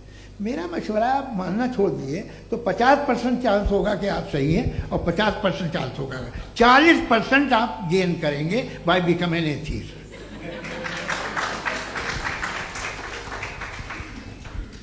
ये एक फरसूदा ख्याल है, ये ख़त्म हो रहा है। हो सकता है मेरी ज़िंदगी में ना हो, लेकिन ये हो जाएगा। जो बातें ये इनको आप मेटाफिजिकल ये वो ऐसे रिस्पेक्टेबल टर्म दे दिए, ये तो उन लोग के हैं जिन्हें ना फिजिक्स मालूम थी ना मेटा मालूम था, ये उन्होंने आपको दिए हैं। जी बहुत शुक्रिया आप दोनों लोगों का। और अब इस बातचीत का आखिरी राउंड शुरू होगा, डज गॉड एग्जिस्ट की ये बहस मुफ्ती शमाइल नदवी और जावेद अख्तर साहब के बीच। आप लोग अपने अपने हाथ ऊपर करेंगे, मैं यहाँ से तय करूँगा। और माइक हमारे पास है क्या? एक ही माइक है ऑडियंस के लिए? 2 माइक है, एक इस तरफ एक इस तरफ, ठीक है। तो जी सबसे पहले हमारी सहयोगी है मारिया शकील जी, पूछिए सवाल। थोड़ा सा रुकेंगे ताकि कैमरे का फ्रेम आप पर आ जाए, आपकी तो प्रैक्टिस है टीवी की। जी नदवी साहब, मैं खुदा को मानती हूँ, पहले मैं इसी प्रमाइस से शुरू कर रही हूँ और ये बता रही हूँ आपको, मैं मानती हूँ। लेकिन कुछ सवाल हैं जो जावेद साहब ने उठाया, उसका जवाब आपको देना चाहिए। पहला सवाल ये कि गजा में सालों से छोटे बच्चे मर रहे हैं, वो उनको अगर खुदा मर्सीफुल है, हम मानते हैं कि अल्लाह ताला में बहुत ताकत है, तो वो बच्चे क्यों मर रहे हैं? दूसरी बात ये कि अगर कंटिजेंसी की जो आप बात करते हैं, पूरे मुस्लिम ममालिक मिल करके भी उन गजा के बच्चों को क्यों नहीं बचा पा रहे हैं? क्योंकि अगर वो चाहते, क्योंकि अल्लाह ताला उन पर हुकूमत करते हैं, सब पर हुकूमत करते हैं, तो वो उनको क्यों नहीं बचा? जी थैंक यू वेरी मच। बहुत अच्छा किया आपने इस चीज को जिक्र कर दिया, मैं इसको और अच्छे से एक्सप्लेन करने की कोशिश करता हूं। देखें, जहां तक आपने कहा कि गजा के बच्चों को मारा जा रहा है, देखें 2 वर्ल्ड व्यू है, एक एथीस्टिक वर्ल्ड व्यू, एक थीस्टिक वर्ल्ड व्यू है। बच्चे मर रहे हैं दोनों वर्ल्ड व्यू में, लेकिन हमारा वर्ल्ड व्यू कह रहा है कि रिकॉम्पेंस है, ये कह रहे हैं कि उनका मरना बेकार जाने वाला है, कोई उसका रिकॉम्पेंस नहीं है, चूंकि इनके यहां आखिरत और अल्लाह का कोई तसव्वुर या गॉड का कोई तसव्वुर नहीं है। आपने ये सवाल किया कि गॉड मर्सीफुल है, क्यों नहीं रोकता? ये मैंने बताया कि ये मिसकंसेप्शन है लोगों के दरमियान कि गॉड को सिर्फ मर्सीफुल और ओमनीपोटेंट समझते हैं। गॉड के सिर्फ यही 2 एट्रीब्यूट्स नहीं है, गॉड के कई सारे एट्रीब्यूट्स हैं, उनमें से अल हकीम भी है, उनमें से ऑल वाइज भी है, ऑल नोइंग भी है। लिहाजा अगर इस दुनिया में किसी को तकलीफ आ रही है और गॉड उसको नहीं रोक रहा है, वो इसलिए नहीं रोक रहा है चूंकि इंसानों को फ्री विल दिया गया है। ठीक इसी तरीके से अगर एक डॉक्टर किसी छोटे बच्चे को इंजेक्शन लगा रहा है, उसे तकलीफ पहुंच रही है, उसके लिमिटेड पर्सपेक्टिव के एतबार से यह गलत हो रहा है और डॉक्टर बुरा है। लेकिन जब आप ब्रॉडर पिक्चर को देखेंगी, आपके और हमारे पास सिर्फ एक पिक्सल है, हमें इतना नजर आ रहा है कि गजा में कत्ल हो रहा है, लेकिन इसके पीछे कितना रिकॉम्पेंस उनको मिलने वाला है, पूरा पिक्चर गॉड के पास है। तो एक पिक्सल से आप पूरे पिक्चर को कभी भी जज नहीं कर सकती। आप इसमें कुछ जोड़ना चाहेंगे? आपको कुछ बोलना है इसमें?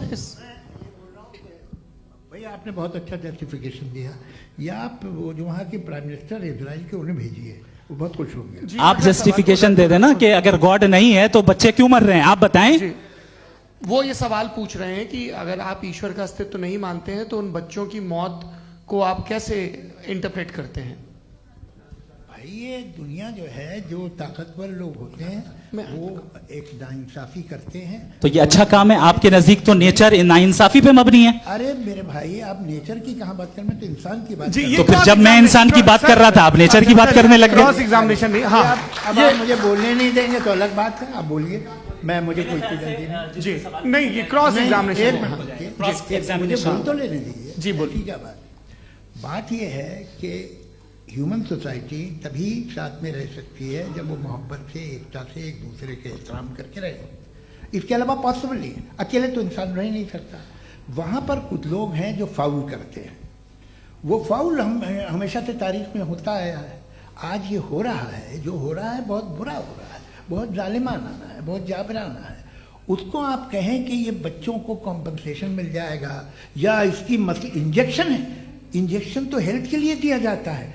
आप ये कह रहे हैं कि ये बच्चों की जो धज्जियां उड़ रही हैं ये इंजेक्शन है, ये टेस्ट है, ये टेस्ट है, और उस टेस्ट में अगले उनको ऐसा रिकॉम्पेंस मिलेगा जो आपके तस्वुर के बाहर है। ये आप 3 बरस के बच्चे को बारूद से उड़ा के टेस्ट ले रहे हैं, वाह।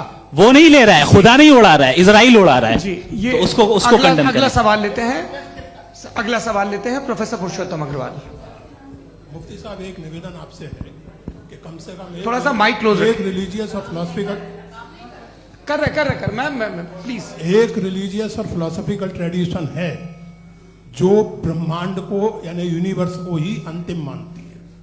सर्वम खलु इदम ब्रह्मम, this is Chandogya Upanishad, and it completely rules out the existence और नेसेसिटी, आपके शब्दों में necessity of a creator. The creation itself is the creator. तो एक मिनट प्लीज। दूसरा जो सवाल आपने अभी, जो आप बार बार कह रहे हैं कि भगवान विद्वान भी है, वाइज, सब जानने वाला, तो अगर विजडम में दुनिया भर के पापों और अत्याचारों को बर्दाश्त करना शामिल है, तो फिर इसका मतलब ये हुआ कि अगर मैं फ्री विल से उसको अपोज करता हूं तो ईश्वर की विजडम और मेरी फ्री विल में कॉन्ट्राडिक्शन है। Because when I am opposing whatever is happening in Gaza, then I am opposing the God's will और गॉड्स विजडम। जवाब लेते हैं क्योंकि तो गॉड की विजडम में, एक मिनट सौरभ प्लीज सर, ये एक जुमला, गॉड की विजडम है कि गाजा में जो कुछ हो रहा है वो हो रहा है, मैं उसको अपोज कर रहा हूं, तो मैं गॉड की विजडम के खिलाफ जा रहा हूं। एक सवाल। दूसरा ये नहीं, आपने 2 ऑलरेडी। सर आप और सवाल कर लें, लेकिन मुझे 2 जवाब दे सर, दीजिए। सर, पहले आपने ये कहा, सुनिए मेरी बात सुनिए। भाई इजराइल के गॉड के मुताबिक तुम्हारा ठीक हो रहा है ना? नहीं हो रहा है, ठीक नहीं हो रहा है, मैं बता रहा हूं क्या हो रहा है। आप तशरीफ रखें, मैं बता रहा हूं क्या हो रहा है। Let me complete please. एक सेकंड गाइस, एक सेकंड। ये देखिए, ऐसा है कि ये सब बड़ा आपस में विचार विमर्श के बाद ये तय हुआ था कि कुछ नियम बना लिए जाएं ताकि एक टाइम बाउंड बातचीत चले। और भाई साहब, आप बड़ा जरूरी काम कर रहे हैं, लेकिन कैमरे के फ्रेम में आके उस काम को गड़बड़ कर दे रहे हैं। ठीक है गुरु, अब मेरे को कहीं का गुस्सा कहीं निकालना था, सॉरी। नहीं, कोई गुस्सा नहीं है जी। तो प्रोफेसर ने सवाल पूछे, आप उनके जवाब दें, और थोड़ा ये सब लोग थोड़ा ख्याल रखें भाई, सवाल संक्षिप्त रखें जी। आपने 2 सवाल किया। सबसे पहला ये कहा कि हमारे पास ये कॉन्सेप्ट है कि ये यूनिवर्स खुद नेसेसरी बीइंग है, creation itself is the creator. How irrational is this कि मैं एग्जिस्ट करूंगा बाद में, लेकिन अभी एग्जिस्ट कर भी रहा हूं, यानी एक ही टाइम में एग्जिस्ट भी कर रहे हैं, नहीं भी कर रहे हैं। This is not true. दूसरी चीज, आपने कहा कि अगर इजराइल में, सॉरी माफ कीजिएगा, Israel doesn't exist, occupied Palestine में अगर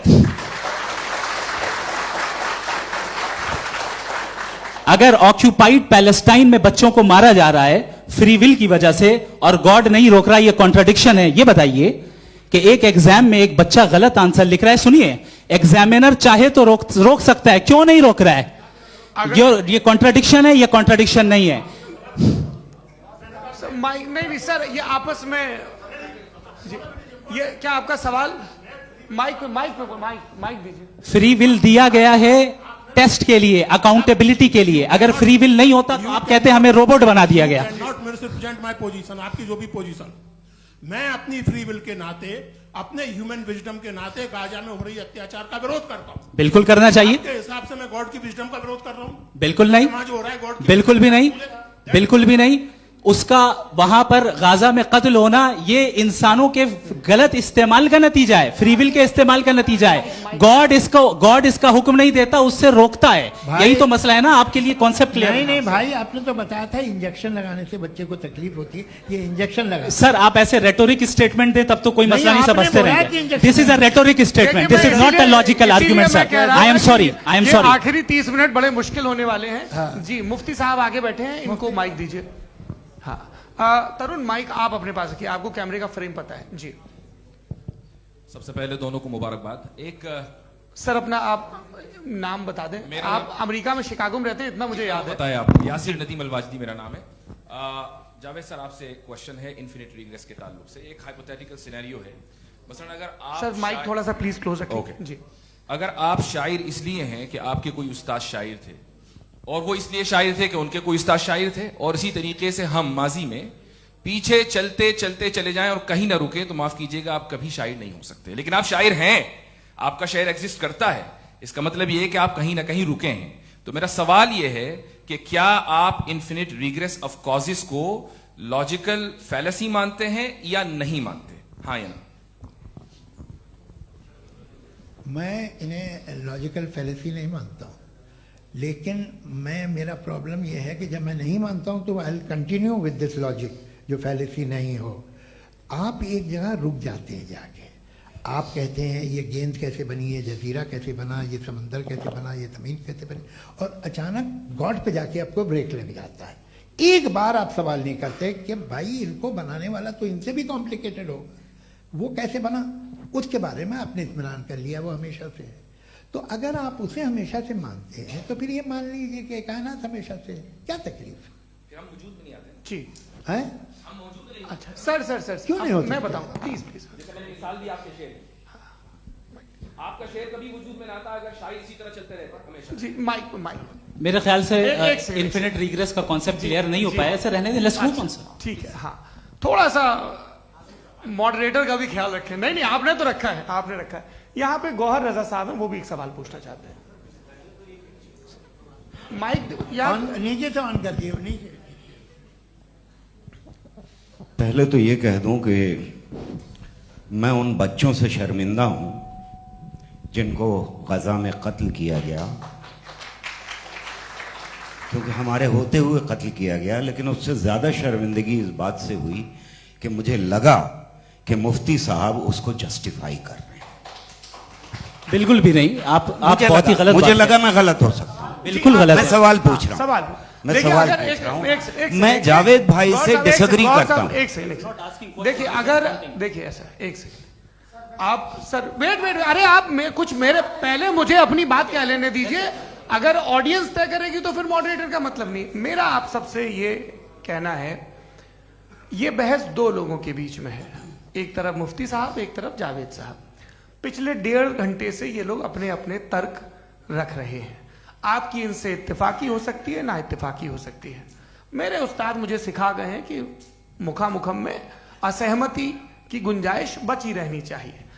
अगर मैं आपकी बहुत इज्जत करता हूं गौहर साहब, आपने जो कमाल की किताबें लिखी, साइंटिफिक टेम्परामेंट, लेकिन मेरी ये गुजारिश है आप सबसे कि यदि आप इन लोगों ने जो बोला उन पर टिप्पणियां करेंगे तो ना वक्त की पाबंदी रहेगी, ना वो अनुशासन। आप सवाल पूछ लें, उस सवाल में जो बात आ जाए वो आ जाए। मैं जावेद साहब से डिसएग्री करता हूं, इसलिए जावेद साहब से सवाल पूछ रहा हूं। आपका सवाल जावेद अख्तर साहब से। और सवाल ये है मेरा कि जावेद साहब ने कई बार लॉजिक का इस्तेमाल किया कि साइंस में लॉजिक है और रिलीजन में लॉजिक नहीं है। मेरा ख्याल ये है कि रिलीजन में भी लॉजिक है, लेकिन उस लॉजिक की बेसिस ये है कि आप रुक जाते हैं, जिसका जिक्र जावेद साहब ने बार बार किया, यानी खुदा के तसव्वुर पे आते हुए, गॉड के तसव्वुर पे आते हुए रुक जाते हैं। और इसमें सवाल पूछना मतलब फॉरबिडन होता है। सवाल यह है कि क्या जावेद साहब इससे एग्री करते हैं कि साइंस की लॉजिक अलग है और रिलीजन की लॉजिक अलग है? बताइए सर। देखिए, 3 चीज़ें हैं, साइंस है, एक है मंतिक है, इस्तिदलाल है, और एक जो है कुछ भी नहीं है, फेथ है, अकीदा है। मैं अकीदे की लॉजिक का कायल नहीं हूँ। मुझे आप इस्तिदलाल से, लॉजिक से, रीज़न से समझाइए, मैं मानने को तैयार हूँ, मेरा क्या नुकसान होगा। लेकिन ये कि अकीदे पे मैं नहीं जा सकता हूँ। अकीदे का मतलब है कि तुम ये मान लो, सवाल ना करो, ये नहीं। आप सारी बातें करके, बड़ी साइंटिफिक बातें करके एक जगह जाके खुदा के हुदूद पे रुक जाते हैं, सरेंडर कर देते हैं। मैं सरेंडर करने को तैयार नहीं। That's all. जी, ये आगे सर बैठे हुए हैं, इनको माइक दीजिए। भाई वो आप पूछना चाह रहे थे ना भाई? हाँ, नहीं मैं ये जी, आपका नाम? आसिम इफ्तिखार। आसिम जी, पूछिए। सर, जावेद सर से सवाल है कि आपने अपने माइक थोड़ा करीब रखिए। अपने क्लोजिंग स्टेटमेंट में बात कही थी कि मजहब का जो फ्यूचर है वो ज़्यादा दिन नहीं जाने वाला है, लेकिन मैं देख पा रहा हूँ कि जो ऑक्सफोर्ड यूनिवर्सिटी की एक स्टडी है 2011 में हुई है, जिसके 50 एकेडमिशियंस ने इसको अंजाम दिया था, उसमें वो ये कहते हैं कि जो फेथ इन गॉड है वो इनबिल्ट है ह्यूमन नेचर के अंदर, जिसको हम कहते हैं फितरत के अंदर शामिल है वो। और वो ये कहते हैं कि अगर कोई ये समझता है कि मजहब को वो ख़त्म कर देगा तो ये उसकी गलत फहमी है। तो आप इसके बारे में, इस स्टडीज़ के बारे में क्या कहते हैं? ठीक है, मैं उनसे एग्री नहीं करता हूँ।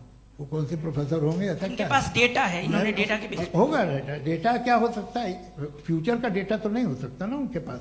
प्रेजेंट का डेटा हो सकता है। डेटा आपने सुना 100 साल पहले का बाद का डेटा, मैंने तो नहीं सुना आज तक। तो आज उनकी ये राय है और हो की राय ठीक है, दुनिया में तरह तरह की राय है लोग, लेकिन मैं समझता हूँ कि वक्त के साथ इंसान ज़्यादा से ज़्यादा रीजनेबल और लॉजिकल होता जा रहा है। आज आप देखिए वेस्टर्न यूरोप में क्या परसेंटेज है नॉन बिलीवर्स की, बहुत हाई, वहाँ चर्च खाली पड़े होते हैं। तो अल्टीमेटली तो इंसान कोई ऐसी बात बहुत अरसे तक नहीं मान सकेगा, चाहे गलत या सही, जो उससे उसके दिमाग को, उसके जहन को, उसके लॉजिक को अपील न करे। वो कह रहे हैं तो ऑक्सफोर्ड के होंगे तो कैम्ब्रिज के होंगे, तो मुझे क्या लेना देना, उनका डेटा मुस्तकबिल का नहीं हो सकता है। जी दीपक, हाँ पूछिए। मैं आऊंगा अभी पीछे की साइड भी आऊंगा, माइक वहीं भेजूंगा 2-3 साल के लिए। जी जावेद साहब आपसे सवाल है। नमस्ते। अरे भाई सर, अगर आप ही लोग को तय करना है तो फिर 200 लोग तय कर लें। ये सब नहीं sir, please don't do this sir. Everybody has a right sir, but we can only take selected questions. No sir, अरे ये भाई, यंग लोग भी आराम हैं से। तो इनकी ये अब उतने बात यंग, सुनिए। भाई आप यंग हैं कि नहीं हैं? एक मिनट, वो कह रहे हैं वो भी आएंगे, यंग हैं पूछ रहे हैं ना साहब, भाई। आप उनकी नौजवानी पर दावा उनको ही करने थे। हाँ मुफ्ती साहब आप यंग, हाँ पूछे। अरे भैया सर मेरा सवाल ये है, कुछ इनसे भी तो पूछो। जी नहीं, बस आपसे एक सवाल है। जैसे थीस्टों के पास अपने जो ईश्वर को मानते हैं उनके पास अपने सोशल गेट टुगेदर्स हैं, 5 रोज आज क्रिसमस आने वाला है, होली है, दिवाली है, ईद है। एथिस्ट क्या ऑफर कर रहे हैं? मतलब मैं इनकी दुकान से मैं आना चाहता हूं उस तरफ, पर मैं अट्रैक्ट नहीं हो पा रहा हूं। मैं सोशल गेट टुगेदर्स क्या है आपके पास?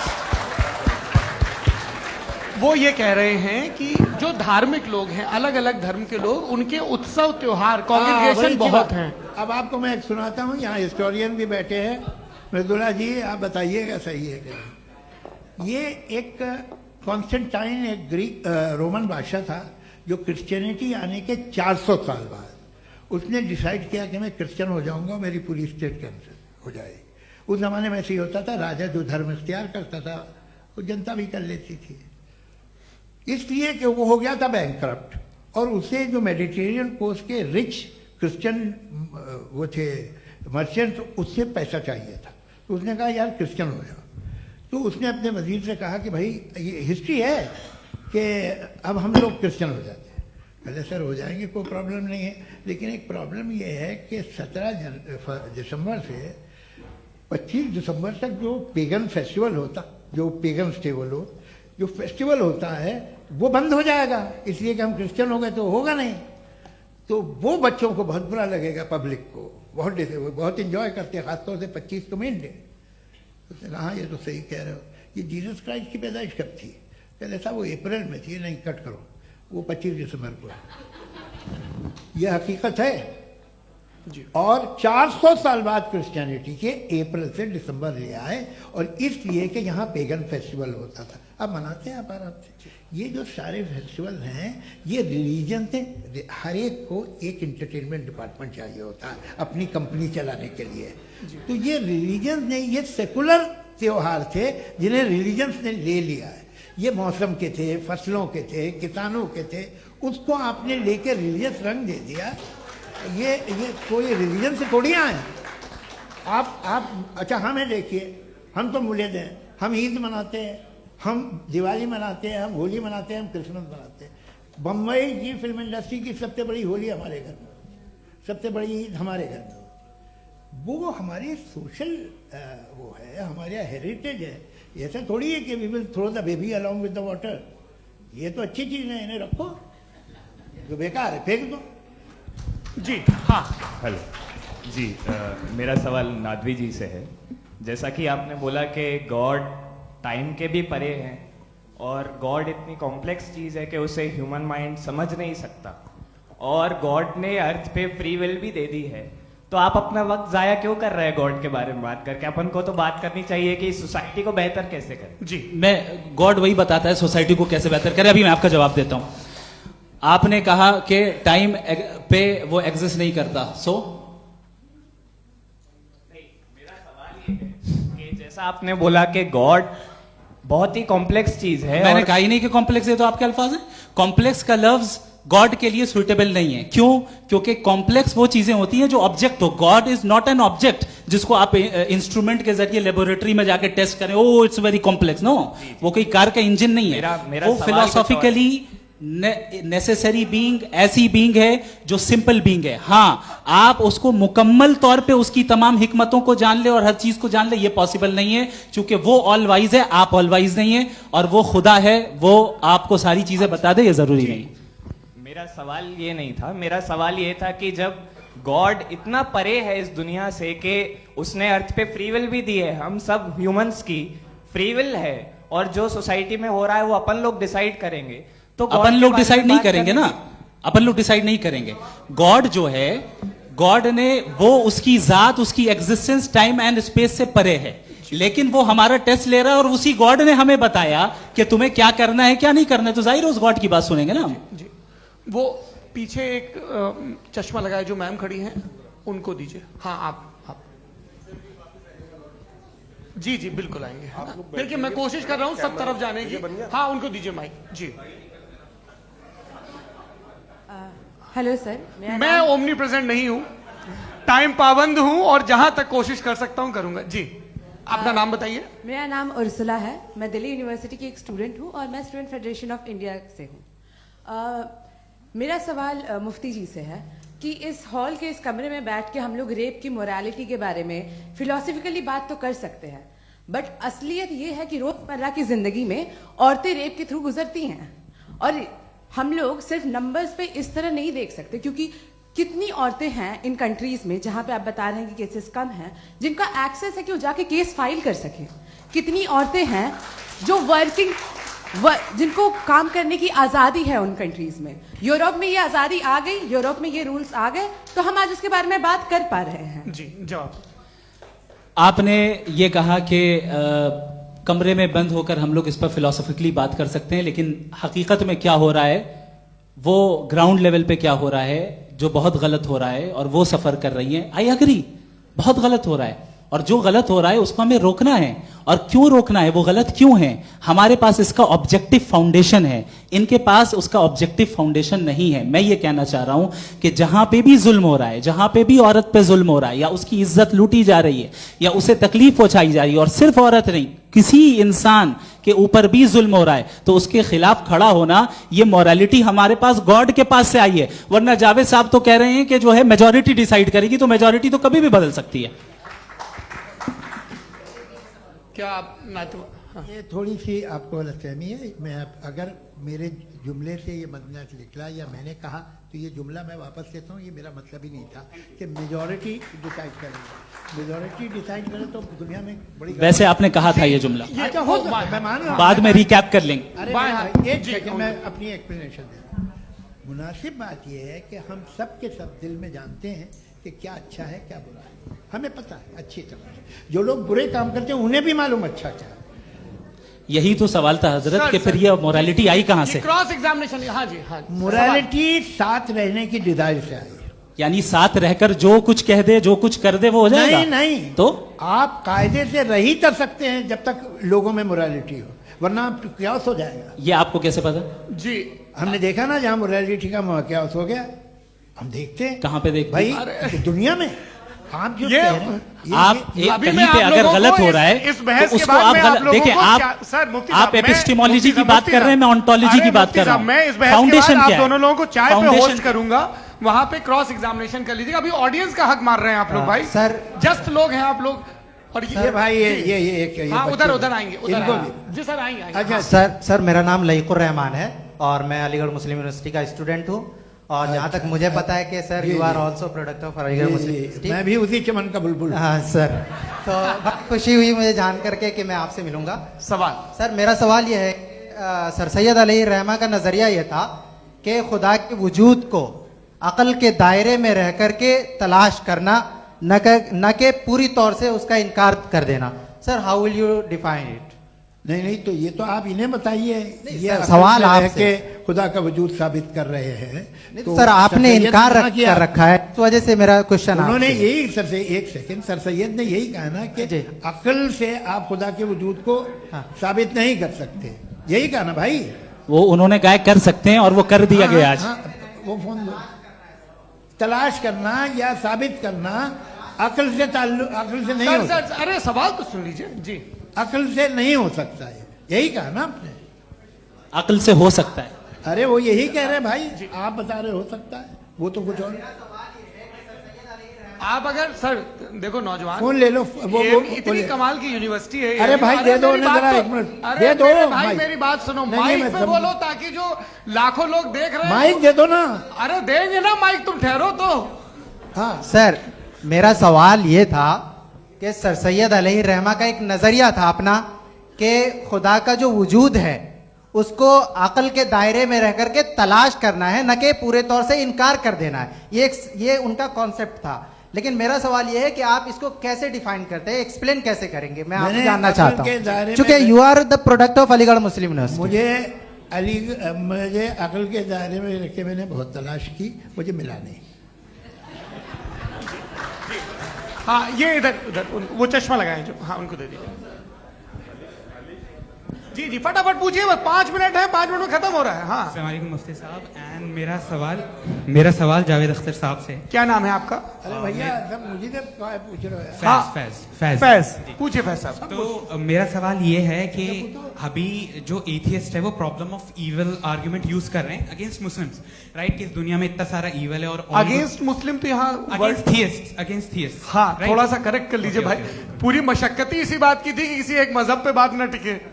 जी, तो बेसिकली ये आर्गुमेंट ऐसा है कि इस दुनिया में इतना ज्यादा इविल एग्जिस्ट करता है और अगर एक ऑल गुड गॉड है तो वो रोकता क्यों नहीं है? लेकिन इस सवाल में एक हिडन अजम्पशन ये है कि इस दुनिया में इविल एग्जिस्ट करता है। अब एथियस्ट ये कैसे ऑन्टोलॉजिकली प्रूव कर सकते हैं कि इस दुनिया में इविल एग्जिस्ट करता है? मैं आपको बताता हूँ, थोड़ा सा समझा। नहीं सर हम लोग इनको सुनने आए। नहीं please don't do that. I want to explain ontologically. नहीं हम समझ गए सर, इनको अब जवाब देने दीजिए। अच्छा सवाल पूछ लो। मैं अभी तक क्या था वो मैं थोड़ा सा ऐड ऑन कर लेता हूँ। तुम गुरु, तो हम जब इसका राउंड 13 करेंगे ना तब तुमको स्टेज पे बिठाएंगे। जी तो हाँ जल्दी से। तो देखिए एथियज्म के हिसाब से सब कुछ रैंडमली बन गया है, सब कुछ एटम्स और मॉलिक्यूल्स है। एक पत्थर में और मुझ में सिर्फ इतना फर्क है कि हम लोग एटम्स और मॉलिक्यूल्स का अलग अलग रीअरेंजमेंट है। अब एक पत्थर को कोई इंसान तलवार से 2 टुकड़ों में काट दे या मुझे, according to atheism it is same. There is no evil and good according to atheism. जी अच्छा, फैज साहब का सवाल ये है कि हाँ कोशिश भी करते तो इससे गलत सवाल नहीं कर पाते। एक लाइफ फॉर्म है और लाइफ फॉर्म में फीलिंग्स हैं, मतलब लाइफ फॉर्म सुनता है, देखता है, टेस्ट कर सकता है, फील कर सकता है। तो उसकी जो ये जो क्वालिटी इस बबल में आ गई है वो जानवर में भी है, इंसान में भी है। तो जाहिर है कि उसे कोई तकलीफ पहुंचेगी, तो चूंकि उसके पास वो सेंसिटिविटी है तो मैं करेगा। पत्थर में वो सेंसिटिविटी नहीं है। तो ये क्या सवाल हुआ कि अगर पत्थर को काटा तो पत्थर को तकलीफ नहीं होती, तो आपको काटे तो आपको क्यों तकलीफ हो? बैठ जाइए। जी हाँ अगला सवाल। हाँ पूछे जी जावेद अख्तर साहब। अरे भैया सब आप लोग मुफ्ती साहब को छोड़ रहे हैं, तो मेरे ही पीछे पड़े हैं क्या? चलो बोलो भाई।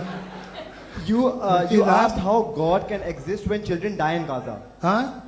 You asked how God can exist when children die in Gaza, and you also mentioned the rise of atheism in Europe.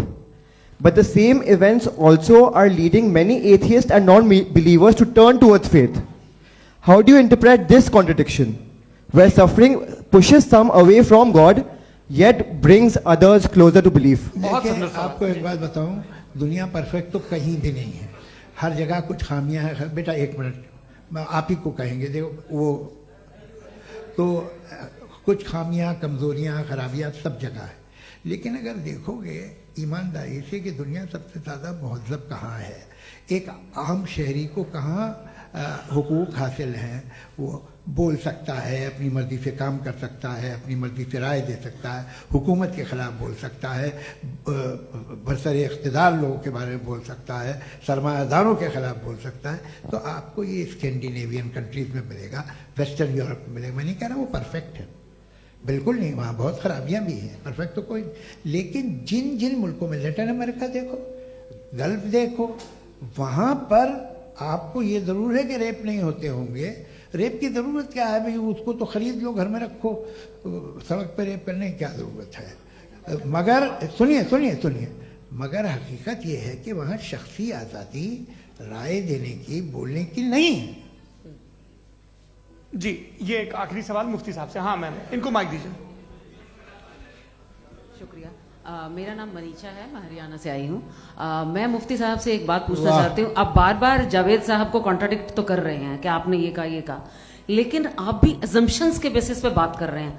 आपने खुदा के होने का कौन सा प्रूफ पेश किया है खुदा की एग्जिस्टेंस का?